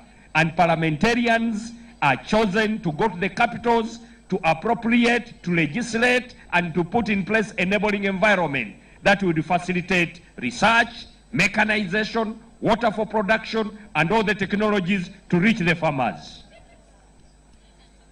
I am here to represent the chairperson of the forum, of the alliance, who has flown out to Lesotho, but I happen to be the chairperson of the East African Legislative Assembly in charge of agriculture, tourism, and natural resources, and I've been a champion for agricultural transformation. So allow me, Your Excellency, to introduce members of parliament from the different parts of the Eastern region who have come to grace this World Food Day. We want to thank Food and Agriculture Organization, which is facilitating and babysitting these alliances in over 11 countries to ensure that parliamentarians don't represent hungry people. We should represent people who are without hunger. And we've made a target by 2024. Allow me, as I invite the representations from the different countries, allow me, Your Excellency, let them come and have a handshake with you. Allow me to introduce Honorable Adolphe Bienyikwa from Burundi. You go and have a handshake with His Excellency the Vice President. Allow me to introduce Honorable Nesta Nzeimana from Burundi. Allow me to introduce Honorable Abdallah Bakat Ibrahim from Djibouti. Djibouti is going to host us next year in as far as championship for members of parliament to fight hunger. He's from Djibouti. Allow me to introduce Honorable Alais Ahmed Hassan from Djibouti.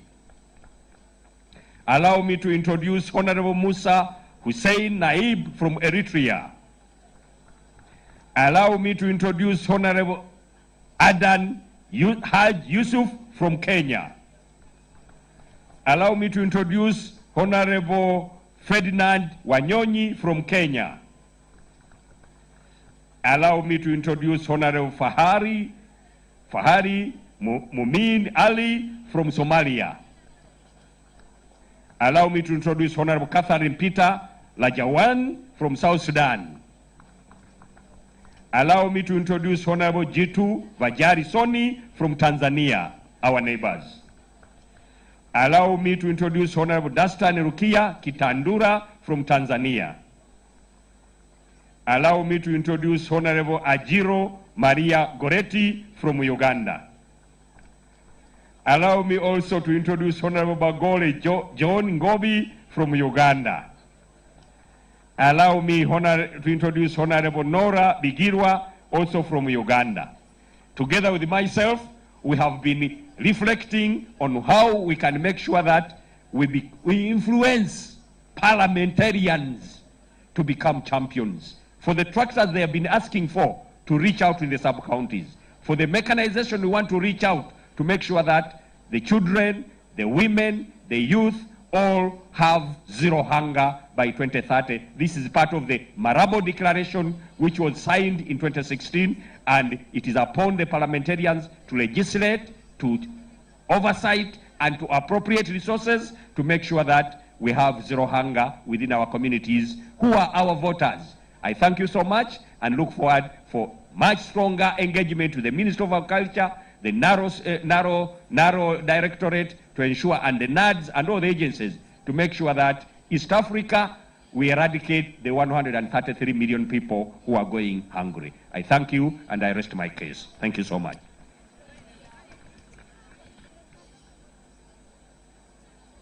Thank you very much, our chairperson and Member of Parliament, for the wonderful introduction of members of Parliament who are here from around the region.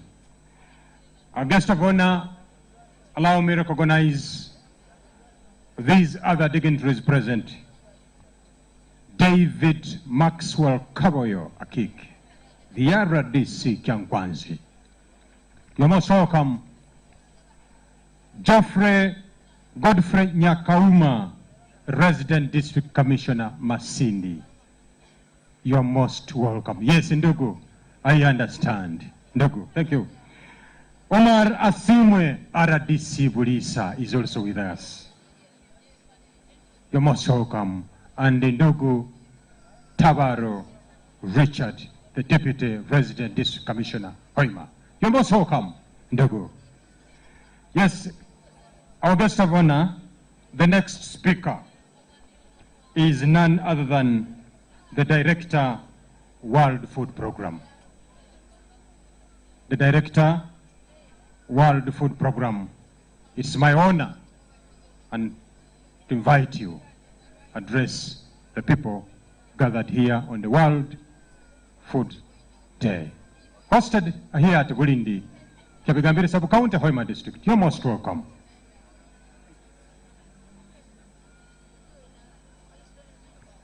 Your Excellency, Minister of Agriculture and other ministers present, the country representative of FAO, district representatives of the region, ladies and gentlemen, all protocol observed. Ladies and gentlemen, my name is Julie MacDonald. I'm the Deputy Country Director for WFP, the World Food Program in Uganda. I'm pleased to be part of this event today to celebrate the 40th World Food Day here in Uganda, and also to bring attention to the critical importance of healthy diets for us to all reach a zero hunger world. Today I want to talk about an issue that is rarely talked about here in Uganda, and that's adolescent malnutrition, and especially for the young girls. Young girls are at serious risk of malnutrition and its damaging impacts, largely because of how much it costs to feed them an adequate diet to meet their needs. This is one of the findings of the Fill the Nutrient Gap analysis that the World Food Programme, jointly with the Office of the Prime Minister, carried out in 2018. The analysis established that while adolescents need iron-rich nutrients that are best derived from foods such as meat, eggs, and milk, as well as green leafy vegetables, it costs 7 times more in Uganda to buy such foods than a diet based on high-energy staples. Adolescents in the Karamoja region are the most vulnerable than elsewhere in Uganda, and often are unable to even access even the high-energy foods for a basic diet.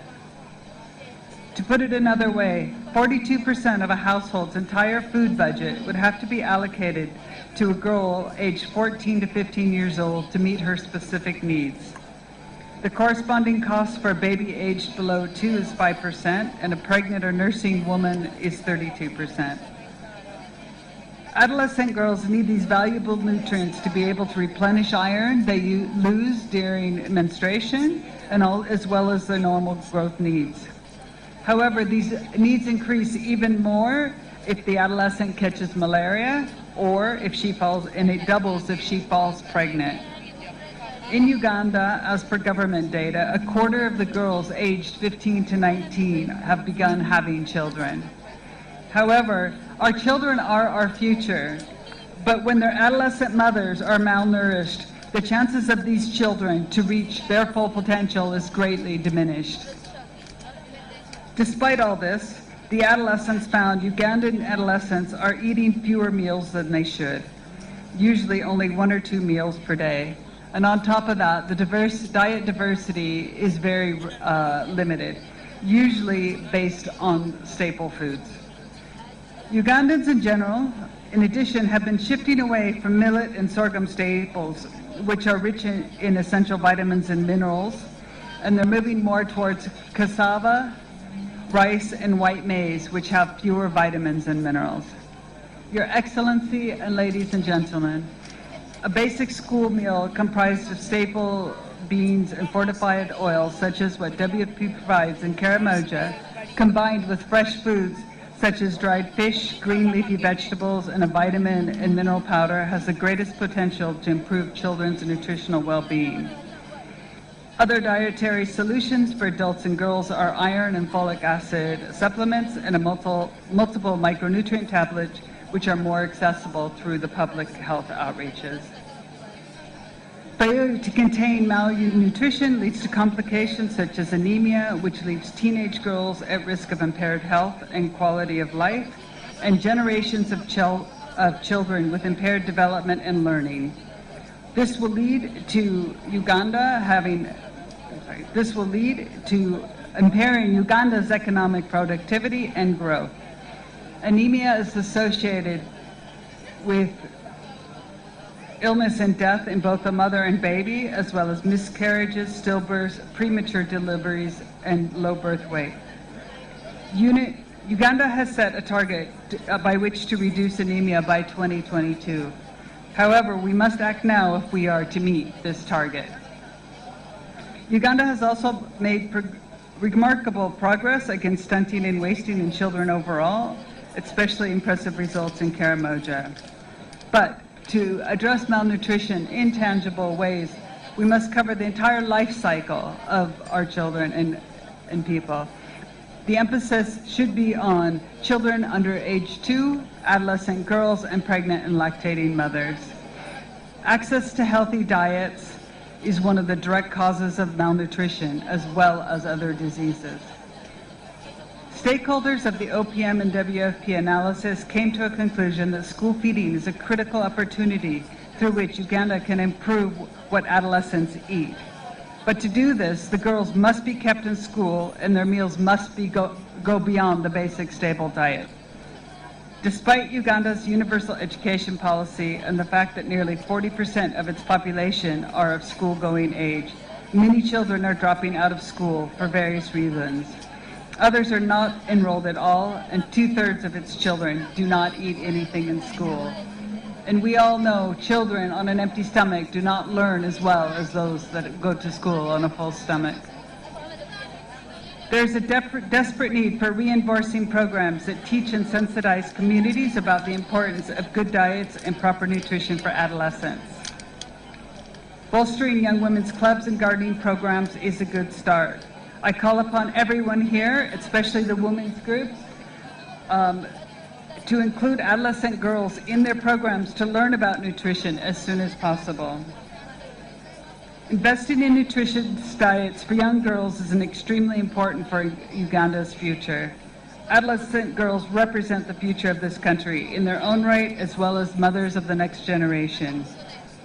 This is what's best for our girls, but it's also what's best for the future of Uganda to reach middle income status. Thank you.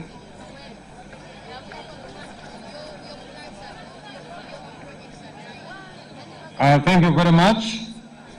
That has been Country Director World Food Program giving us her presentation. Thank you very much, Country Director.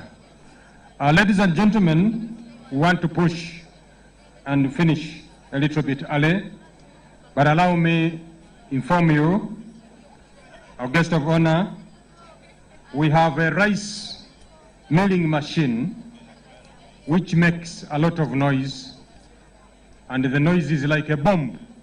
So when you hear it, don't begin fearing.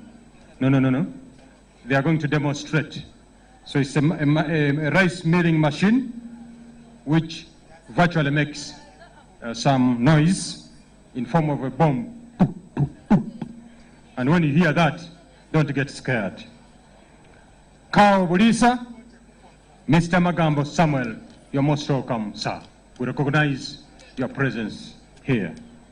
Kisa is MDD, and if I see you, I will put you on program, but because I've not seen you yet, allow me invite the Country Director, Food and Agriculture Organization. You're most welcome, sir.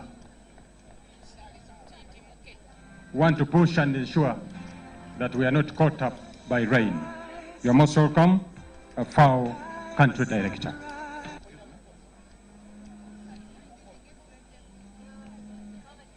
The guest of honor, Your Excellency Edward Sekandi, Vice President of the Republic of Uganda, Honorable Vincent Sampija, Minister of Agriculture, Animal Industry and Fisheries, the Director General of National Agricultural Research Organization, members of the Parliament of Uganda and the East African region, the Deputy Country Director of World Food Programme, the leadership of Hoima District, colleagues from the Ministry of Agriculture, Animal Industry and Fisheries, colleagues from FAO, WFP and other UN agencies, distinguished guests, ladies and gentlemen. On behalf of the Director General of Food and Agriculture Organization of the United Nations, I am honored to address you today as we commemorate the World Food Day. Thank you for coming to Hoima, for showing solidarity in the fight against hunger in Uganda. World Food Day is celebrated every year on 16 October to promote worldwide awareness and action for those who suffer from hunger and the need to ensure food security and nutrition diets for all. Today, more than ever before, there is an urgent need for all the key players and stakeholders to come together to critically look at all drivers of food insecurity in our continent and the world, and to make bold steps to ensure viability, accessibility, and affordability of nutritious food for our people. Globally, over 820 million people go to bed hungry. a significant increase from 777 million people in 2018, which underscored the immense challenge of achieving the zero hunger target by 2030. Africa, as mentioned by Honorable Kasamba, Africa accounts for about 250 million hungry people. The East African region is responsible for 132 million people of those hungry in Africa. Your Excellency, ladies and gentlemen, the theme of this year's World Food Day celebration, our action are our fiction, healthy diets for a zero hunger world. The 2018 State of Food Security and Nutrition of the World report shows that a combination of an healthy diet but also sedentary lifestyle has contributed for soaring rates of overweight and obesity, not only in developed countries but also in low-income countries where hunger, overweight, and obesity coexist. Over 670 million adults and 120 million girls and boys aged 5 to 19 and over 40 million children under 5 are overweight. We must acknowledge that zero hunger is not only about addressing the hunger, but also nourishing the people while nurturing the planet. Unhealthy diets are among the leading causes of death across the globe. Linked to 1/5 of the death worldwide, unhealthy eating habits also is taking a toll on the national health budgets, costing over $2 trillion a year. Ladies and gentlemen, Your Excellency, this year Uganda is honored to celebrate the World Food Day together with the members of parliaments of 11 countries in Eastern Africa and the members of the parliaments of 2 regional economic communities, the EAC and IGAD. The members of parliaments at the national level have a critical task to help countries formulate policies and foster favorable environment for the elimination of hunger and malnutrition in East Africa. This year, FAO marks 40 years of technical cooperation with the government of Uganda. In these 40 years, we have worked with the government and other development partners on a range of areas on policy and capacity development for farmers to improve production and post-harvest practice. I sincerely thank the government of Uganda through various ministries for giving FAO an opportunity to contribute to improve livelihoods and well-being of the Ugandan people. FAO is working with the Ministry of Agriculture and also Ministry of Education and Sport on the school feeding and nutrition through profiling school meals and supporting the review of school meals guidelines and the local procurement process. Your Excellency, ladies and gentlemen, while great progress has been made towards the eradication of food insecurity and malnutrition in Uganda, more still needs to be done to support the country's sustainable growth for the development. To make this stride in realizing zero hunger world, our action must be bolder, not only in scale, but also in terms of multi-sectoral collaboration, involving agriculture, health, water and sanitation, education, and other relevant sectors in a different policy domains, including social protection, development planning, and economic policy. The Zero Hunger Challenge requires that all of us will take an active role in ending hunger. Let's support the farmers to reduce post-harvest losses and also improve technologies and techniques to grow more food in a sustainable manner.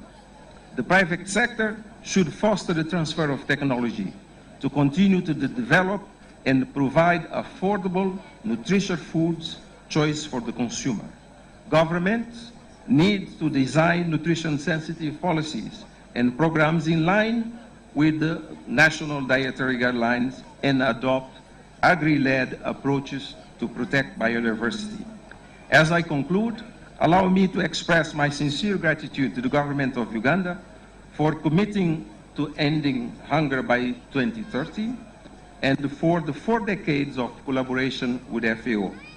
My appreciation also goes to Hoima district official and to Bulindi Zonal Agriculture Research Development Institute for hosting this year's celebration. Allow me also to thank the National Organizing Committee for the tireless effort towards the success of this event. I also thank you, the UN agency here present today, particularly WFP. We commit to work towards a zero hunger world. Thank you for your attention. Abantu ba Hoima tutero mu ngaro ntusima ruhanga bukostinga kilo kinu itwena bururu no mu ngaro mukama yebale kya kurugankana itwa hostingao ekiro nkakinu ekyamani. Thank you very much, our presenter, with those remarks. Ladies and gentlemen, we are being threatened by rain, and that's why we are pushing a little bit faster to ensure that, because rain any time it can disturb us. So in the interest of that, allow me invite the woman member of parliament, Hoima district, to come and greet the people, also introduce the members of parliament who are here, and finally invite the Minister of Agriculture, Animal Industry and Fisheries. And the Minister will invite His Excellency the Vice President. Your Excellency, the Vice President of the Republic of Uganda, honorable ministers here present, honorable members of parliament, ladies and gentlemen, kindly allow me to observe all the protocol.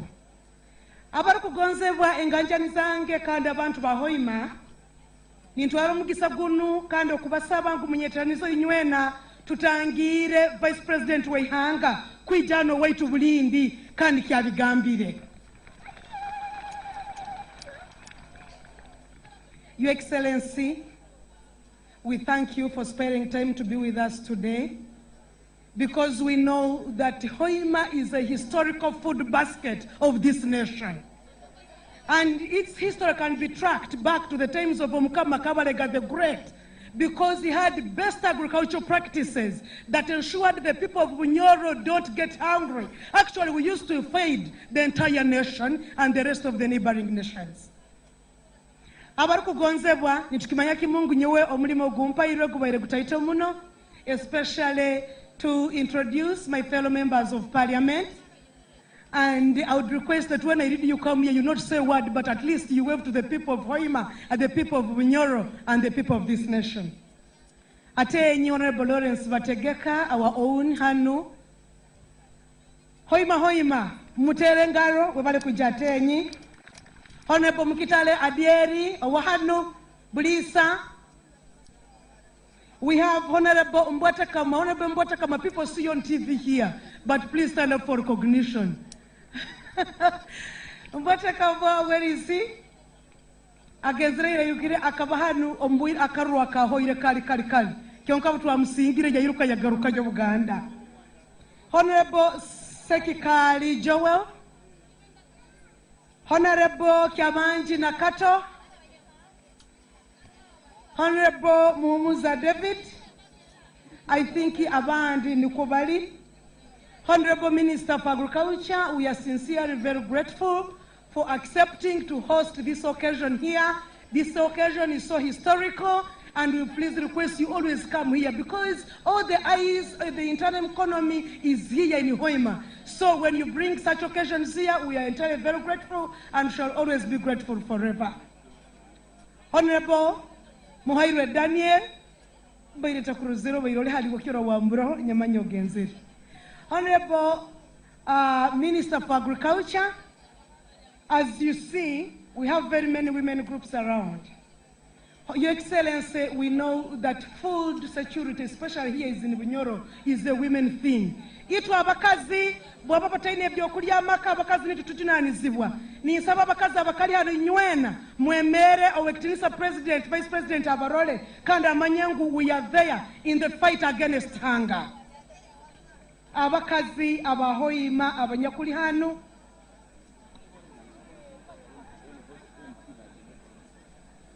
Bunyoro and Hoima in particular has very great women, and the security of food in homes is purely our work. And actually, we even at times lose homes if we don't secure food. Nimalira, Your Excellency, Ambusinge Harriet Mugenyi Akiki, the newly sworn in Hoima woman member of parliament. I'm sure you watched what was here, you closely watched where people said NRM, Nera, Nera, Hoima for NRM, and NRM Oye. As I conclude, I've been tasked to invite the Honorable Minister of Agriculture, and before I invite him, oppose at all. Wabale kuija, mbaini mwemeramu, my brother, and he's here. Your Excellency, kindly allow me to introduce to you and allow my elder brother, the Honorable MP for this constituency. Thank you so much. Thank you very much, my colleague. Your Excellency, Honorable Ministers, Members of Parliament, Your Excellency, I also take this honor to welcome you in this constituency, Bugaya County, but specifically Bulindi, where I was born just some few meters away. I want to thank this government for bringing this day in my constituency. Abantu mwahura ebintu binu bikabayoko baitato mwasindikire wakabi bikuija wakaha Bulindi. Your Excellency, if ekiro kya lero it is World Foods Day, but as government otwatwenda promoting ebyokulya ekintu kikuru muno, it is to fighting environmental degradation. Ekya kabiri tukole agriculture mechanization, tugula at least a tractor emu yonka buli parish nga Bulinda ntugereze tractor jakula ebyokulya tibijja kutubura hano mu Uganda. Buli parish hano mbuga ya nyina parish 27 nizo tractor 27 orarure kiturakola na NRM jakula NRM tractor 27 ziziranu mu buga ya county. Nimaliriza waitu, Your Excellency, 70% of my people here in this constituency are farmers.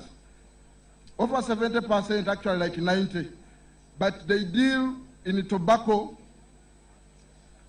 Mbere nisaba tobacco farmers nabo babafueho babasagike mundu ba promotinga kulima ebirima bindi nabebikaijo. Lastly, Your Excellency, I'm just reminding you, like a month back, the President General Yoweri Kaguta Museveni was here in this constituency.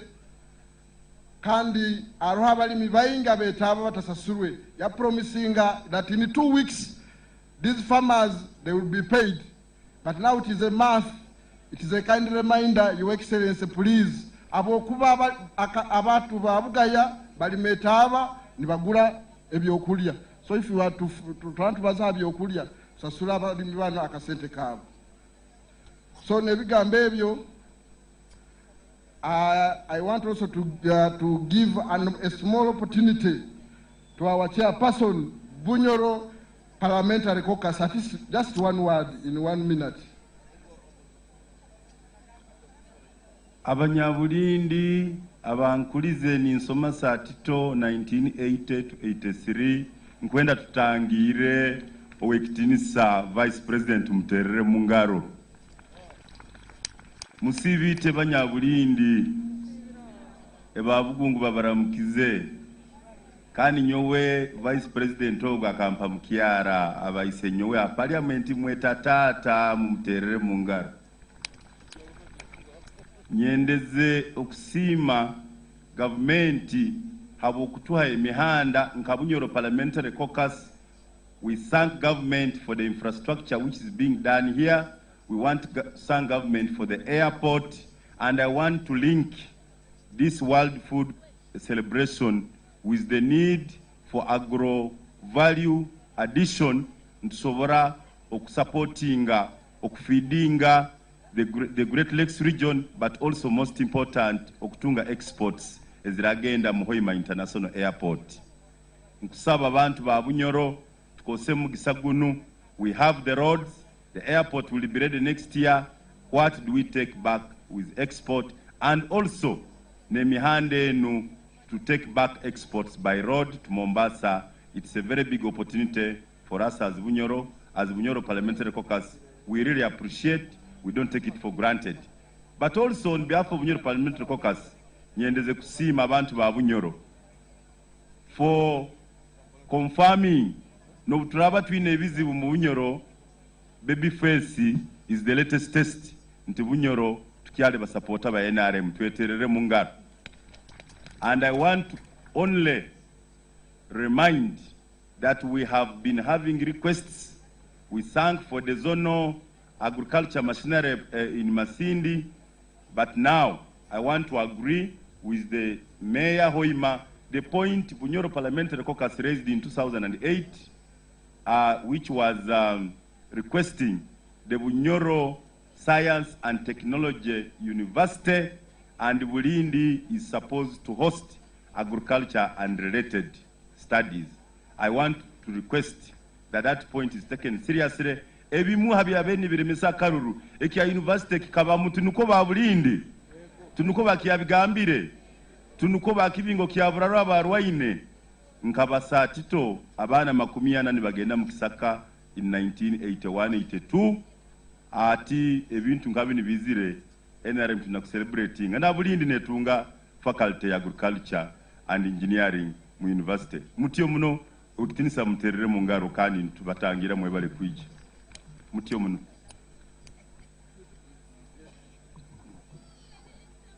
Abantu ba Hoima ebizire hanu stores ezimukura hona zizirabo kusoma nimbasaba nembabazi nyingi ngutakanga kura stores zinu baiturabe mutusome ebitukwenda ensimu ziroho abakutusomesa baro niko tusobole kugobora omusomo guno.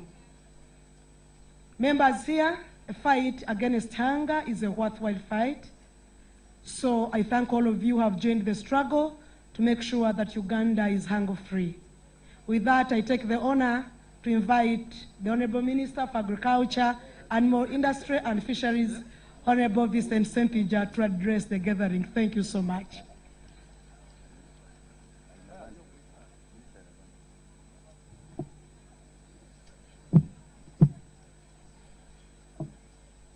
He will, in turn, invite the chief guest.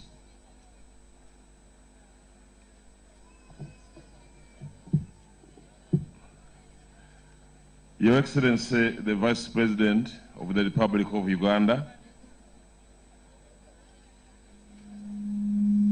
Edward Kiwanuka Sekandi, Member of Parliament, the Honorable Minister, my brother Karubanga, Minister of State for Public Service, my brothers and sisters, the members of Parliament, Uganda, the chairperson, Honorable Matia Kasamba of the East African Parliament Agricultural Committee, and the team of members of Parliament from the East African Parliament, the religious leaders who are here with us, my brother, the country rep, Fao, my sister, the deputy country representative, World Food Program, our team from Maif, and everybody who is here, ladies and gentlemen, may I request all of you to use both hands and of course the Bunyoro way of welcoming a visitor like His Excellency the Vice President. Can you please welcome His Excellency the Vice President in our way? Thank you very much. Your Excellency the Vice President, I think I should mention and introduce a team from MAIF, at least the top team, who have also been very instrumental working with the FAO, working with World Food Program, and others who have been instrumental in organizing this wonderful function. May I introduce Beatrice Vyarugaba, the Director, Agriculture Extension and Crop Resources. Dr. Juliet Sentumbwe, Director, Animal Resources. Dr. Edward Lukunya, Director, Fisheries Resources. The commissioners and the others, please stand up for the Vice President to see you, all of you from MAIF. Now I have my team, the OWC commanders, led by Colonel Jolam Kajezi. My brother and friend Colonel Joab Mululi Ndahura, or Ndahura, 303 Brigade Commander, and SSSP Kato Joseph, Deputy Regional Police Commander. May I also, Your Excellency, thank you very much for accepting to be our guest of honor today. But I know that you are also representing His Excellency the President, who had promised to be here with us, but due to other pressing government programs, he instructed none other than but his own Vice President. Your Excellency, we thank you very much for accepting to honor this day. Thank you very much, and thank you. We know you're a farmer from Chanamukaka, but we don't take it for granted, sir. Banange abanyolo ebimunja kubyogera mu lunyolo olumenyefu muli bakodomi bange mwampa nange nembawa tiwali buzibu mwampa akiki ne mumpa nempaako nza moti tiwali buzibu mukubeeko mu ngalo nga z'amaanyi era mukitale mwanyinazo muyina tiwali buzibu nange mwanyina mwinja mukuma bulungi kakati twagala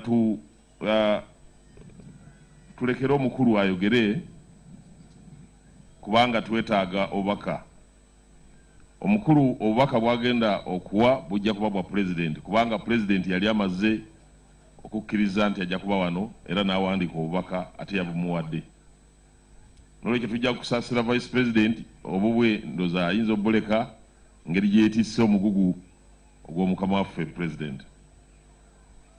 But I want also to mention 3 things before I invite the Vice President. I'm not going to read my speech because everything has already been mentioned by the previous speakers, especially the Director General Naro, who has ably represented our ministry, and I thank him very, very much.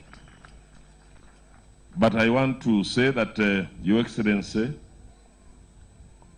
before you make your speech, I will invite you to launch the standard operating procedures for school demonstration gardens, which we have agreed on as government between the Ministry of Education and Sports, Ministry of Agriculture, Animal Industry and Fisheries, the Ministry of Local Government, and the district local governments who are going to implement a 5-year, who are implementing already, sir, the 5-year Uganda Multi-Sectoral Food Security and Nutrition Project. When I conclude my speech, my few remarks, I will invite you, sir, you start with signing that big book and thereby launching these very important standard operating procedures for our schools. Our children must know about nutrition and food security from the word go. They are our future, as the theme goes, Your Excellency, for today.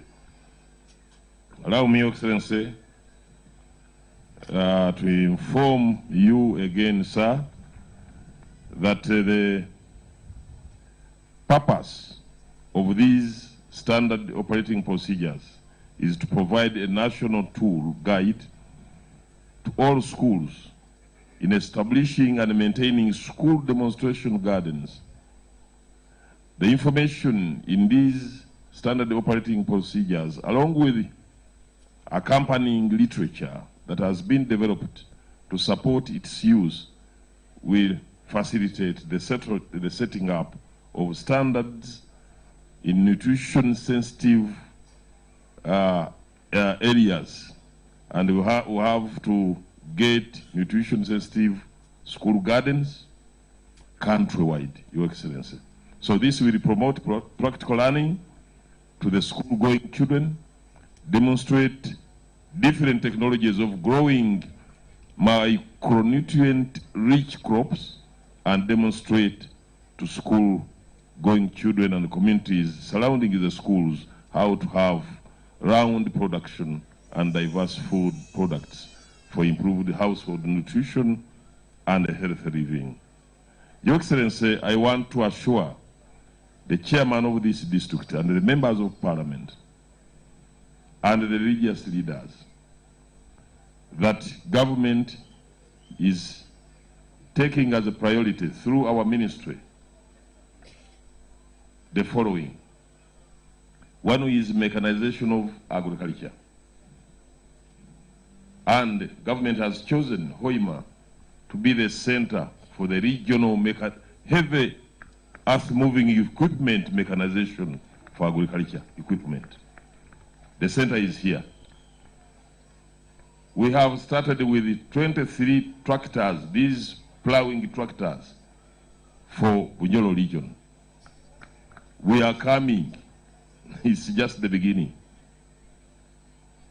We are also signing an agreement in a few weeks to come where government will provide other farm implements. It's not only the tractors, but all other accompanying implements to assist, especially the women from that workload.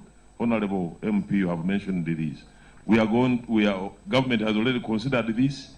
We need planters, we need weeders, we need harvesters, we need slashers, balers for people who want to make hay and silage and all of this.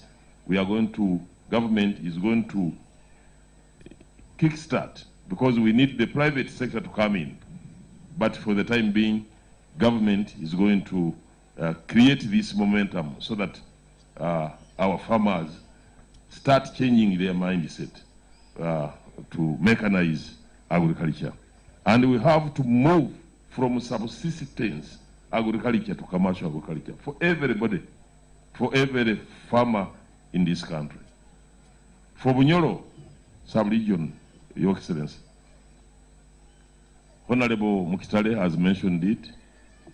Government has already accepted, and remember, Your Excellency, we discussed this even yesterday, that the airport, the international airport, which is going to be constructed in Hoima, is going to be the hub for agricultural exports.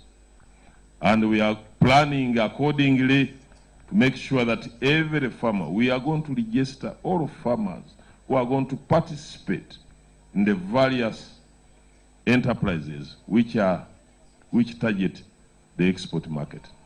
Of course, we are not forgetting food security. Food security is our #1 priority for our people. And then we should also target the export market. So that airport, of course, we refer in equipment for the oil extraction, but the major issue is to use that airport for export of our agricultural products. By the way, Your Excellency, sir, the European team is here in Uganda who are doing audit on our export industry, export systems. But we have good news that Europe for Uganda has no limit on volumes. They have allowed us to take as much as possible, as much produce, as much volumes as possible to Europe once we meet the standards, once we meet the quality and other phytosanitary standards. So there is no problem. For China, they have also opened doors for us. The Emirates have opened doors for us. US has opened doors for us for our agricultural products. And the list is long.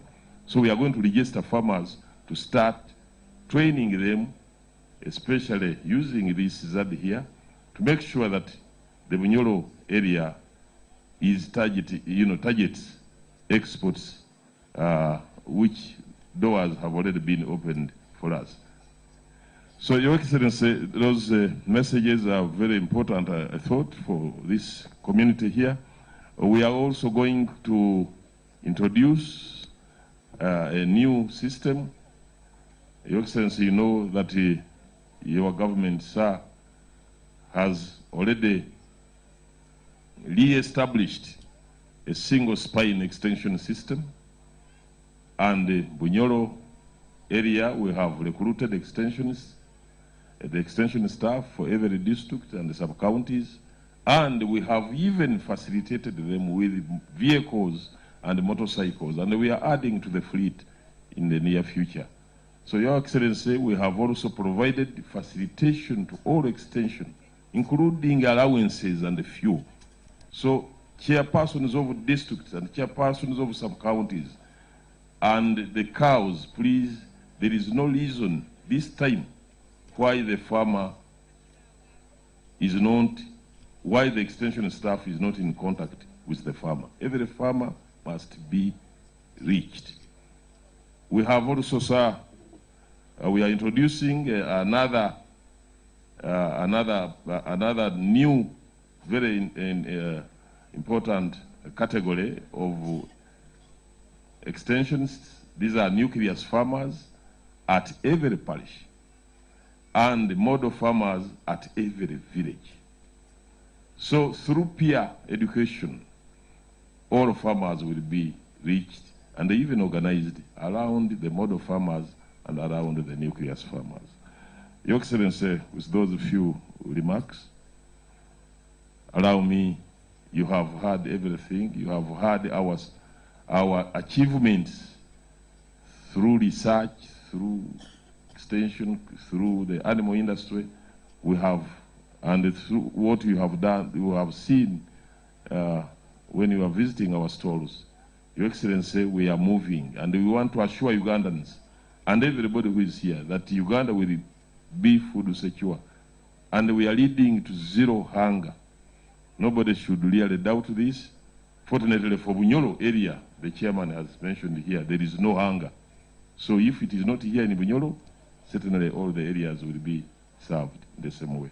Your Excellency, I want to invite you, sir, and I want my team to bring that big book. No, I want people to see. It is very fun. He will come to sign it when people are seeing him. Please bring it in front, and then the President launches so that our children will remember you, Your Excellency, and will remember the NRM government, which has done tremendous work for this country. Now you have gone to the schools, and every school children will know that the Vice President launched these procedures. Thank you, Excellency, and I wish to invite you, sir. Thank you very much. Banaye mukuru mumuwanirize ajja tukolera omulimu. Ekitabo kino twakifulumiza wakati wa Ministry of Education and Sports, wakati wa Ministry ya Local Government, Government ez'ebitundu, wakati wa Ministry ya Agriculture, okulaba nga abaana kati bagenda kuva mu masomero nga bamanyi okulya obulungi n'okulimira ddala kwennyini okwenva. Omukulu agenda kusayininga, bane mukubeeko mu ngalo ez'amaanyi.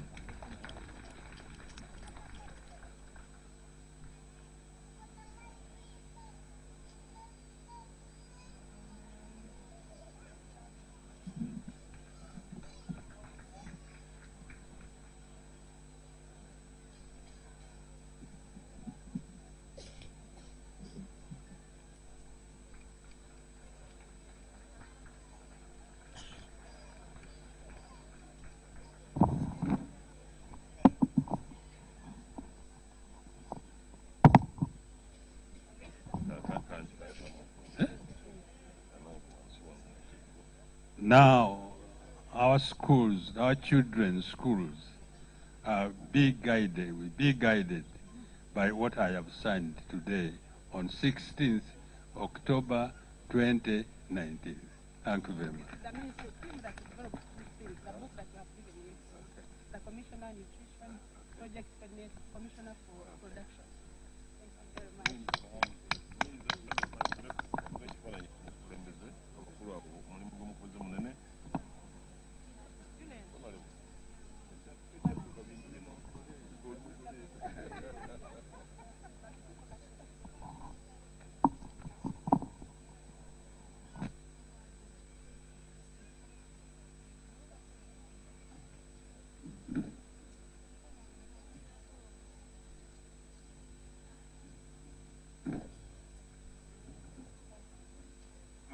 Taking in the photos, His Excellency the Vice President will give his speech.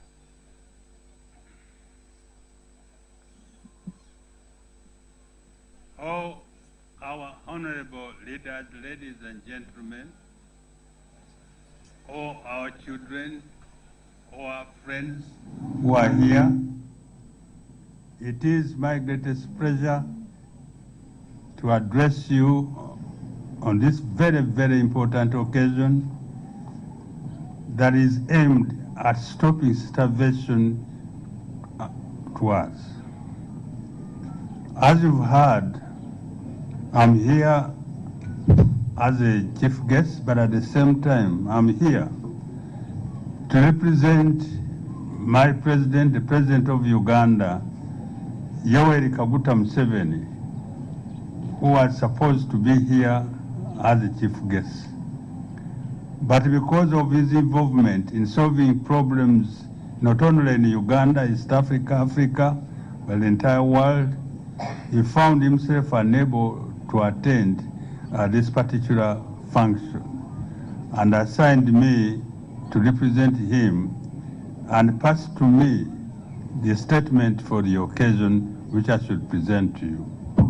Please allow me to deliver His Excellency the President Yoweri Kaguta Museveni's speech he himself should have delivered if he was here, but is not here.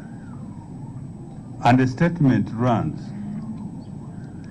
Honorable Ministers, when it says all ministers, Honorable Members of Parliament of East African Community and neighboring parliaments, the leadership, Hoima District, Your Excellencies and ambassadors and high commissioners, the FAO resident representative in Uganda, the country director World Food Program, the religious leaders, distinguished guests, ladies and gentlemen. I'm pleased to join you here at Bulindi Zonal Agriculture Research Development Institute for the fourth year's World Food Day celebrations. I wish to thank all the organizers of this event for making it possible for us to convene in Hoima for this year's celebrations. Uganda joins the rest of the world to celebrate the 40th World Food Day under the theme, I quote, "Our actions are our future. Health, diet, for zone hunger world." Closing quote. This year's theme challenges us to renew and reaffirm our collective commitment to ensuring that no human being is deprived of their fundamental right to proper nutrition. All earthly life cannot be sustained without the proper and the timely nutritious intake. This is true for both plants and animals. We all need food to remain alive and productive. In His infinite wisdom, God first created food before creating human beings on the sixth day, which was the last day of creation. The Bible in Genesis chapter 1, verse 28 and 30 says, "I'm putting you in charge of the fish, the birds, and all wild animals. I have provided all kinds of grain and all kinds of fruit for you to eat. But for all the wild animals and for all the birds, I have provided grass and leafy plants for food," and it was done. This was God saying so. For believers, this should remind us that it is actually a sin to allow any human being to starve. The Food and Agriculture Organization of the United Nations tells us that over 820 million people worldwide are starving. To make this situation even worse, 60% of those starving are mothers, and we are losing about 5 million children under the age of 5 to malnutrition related causes each single day. This demonstrates that we must act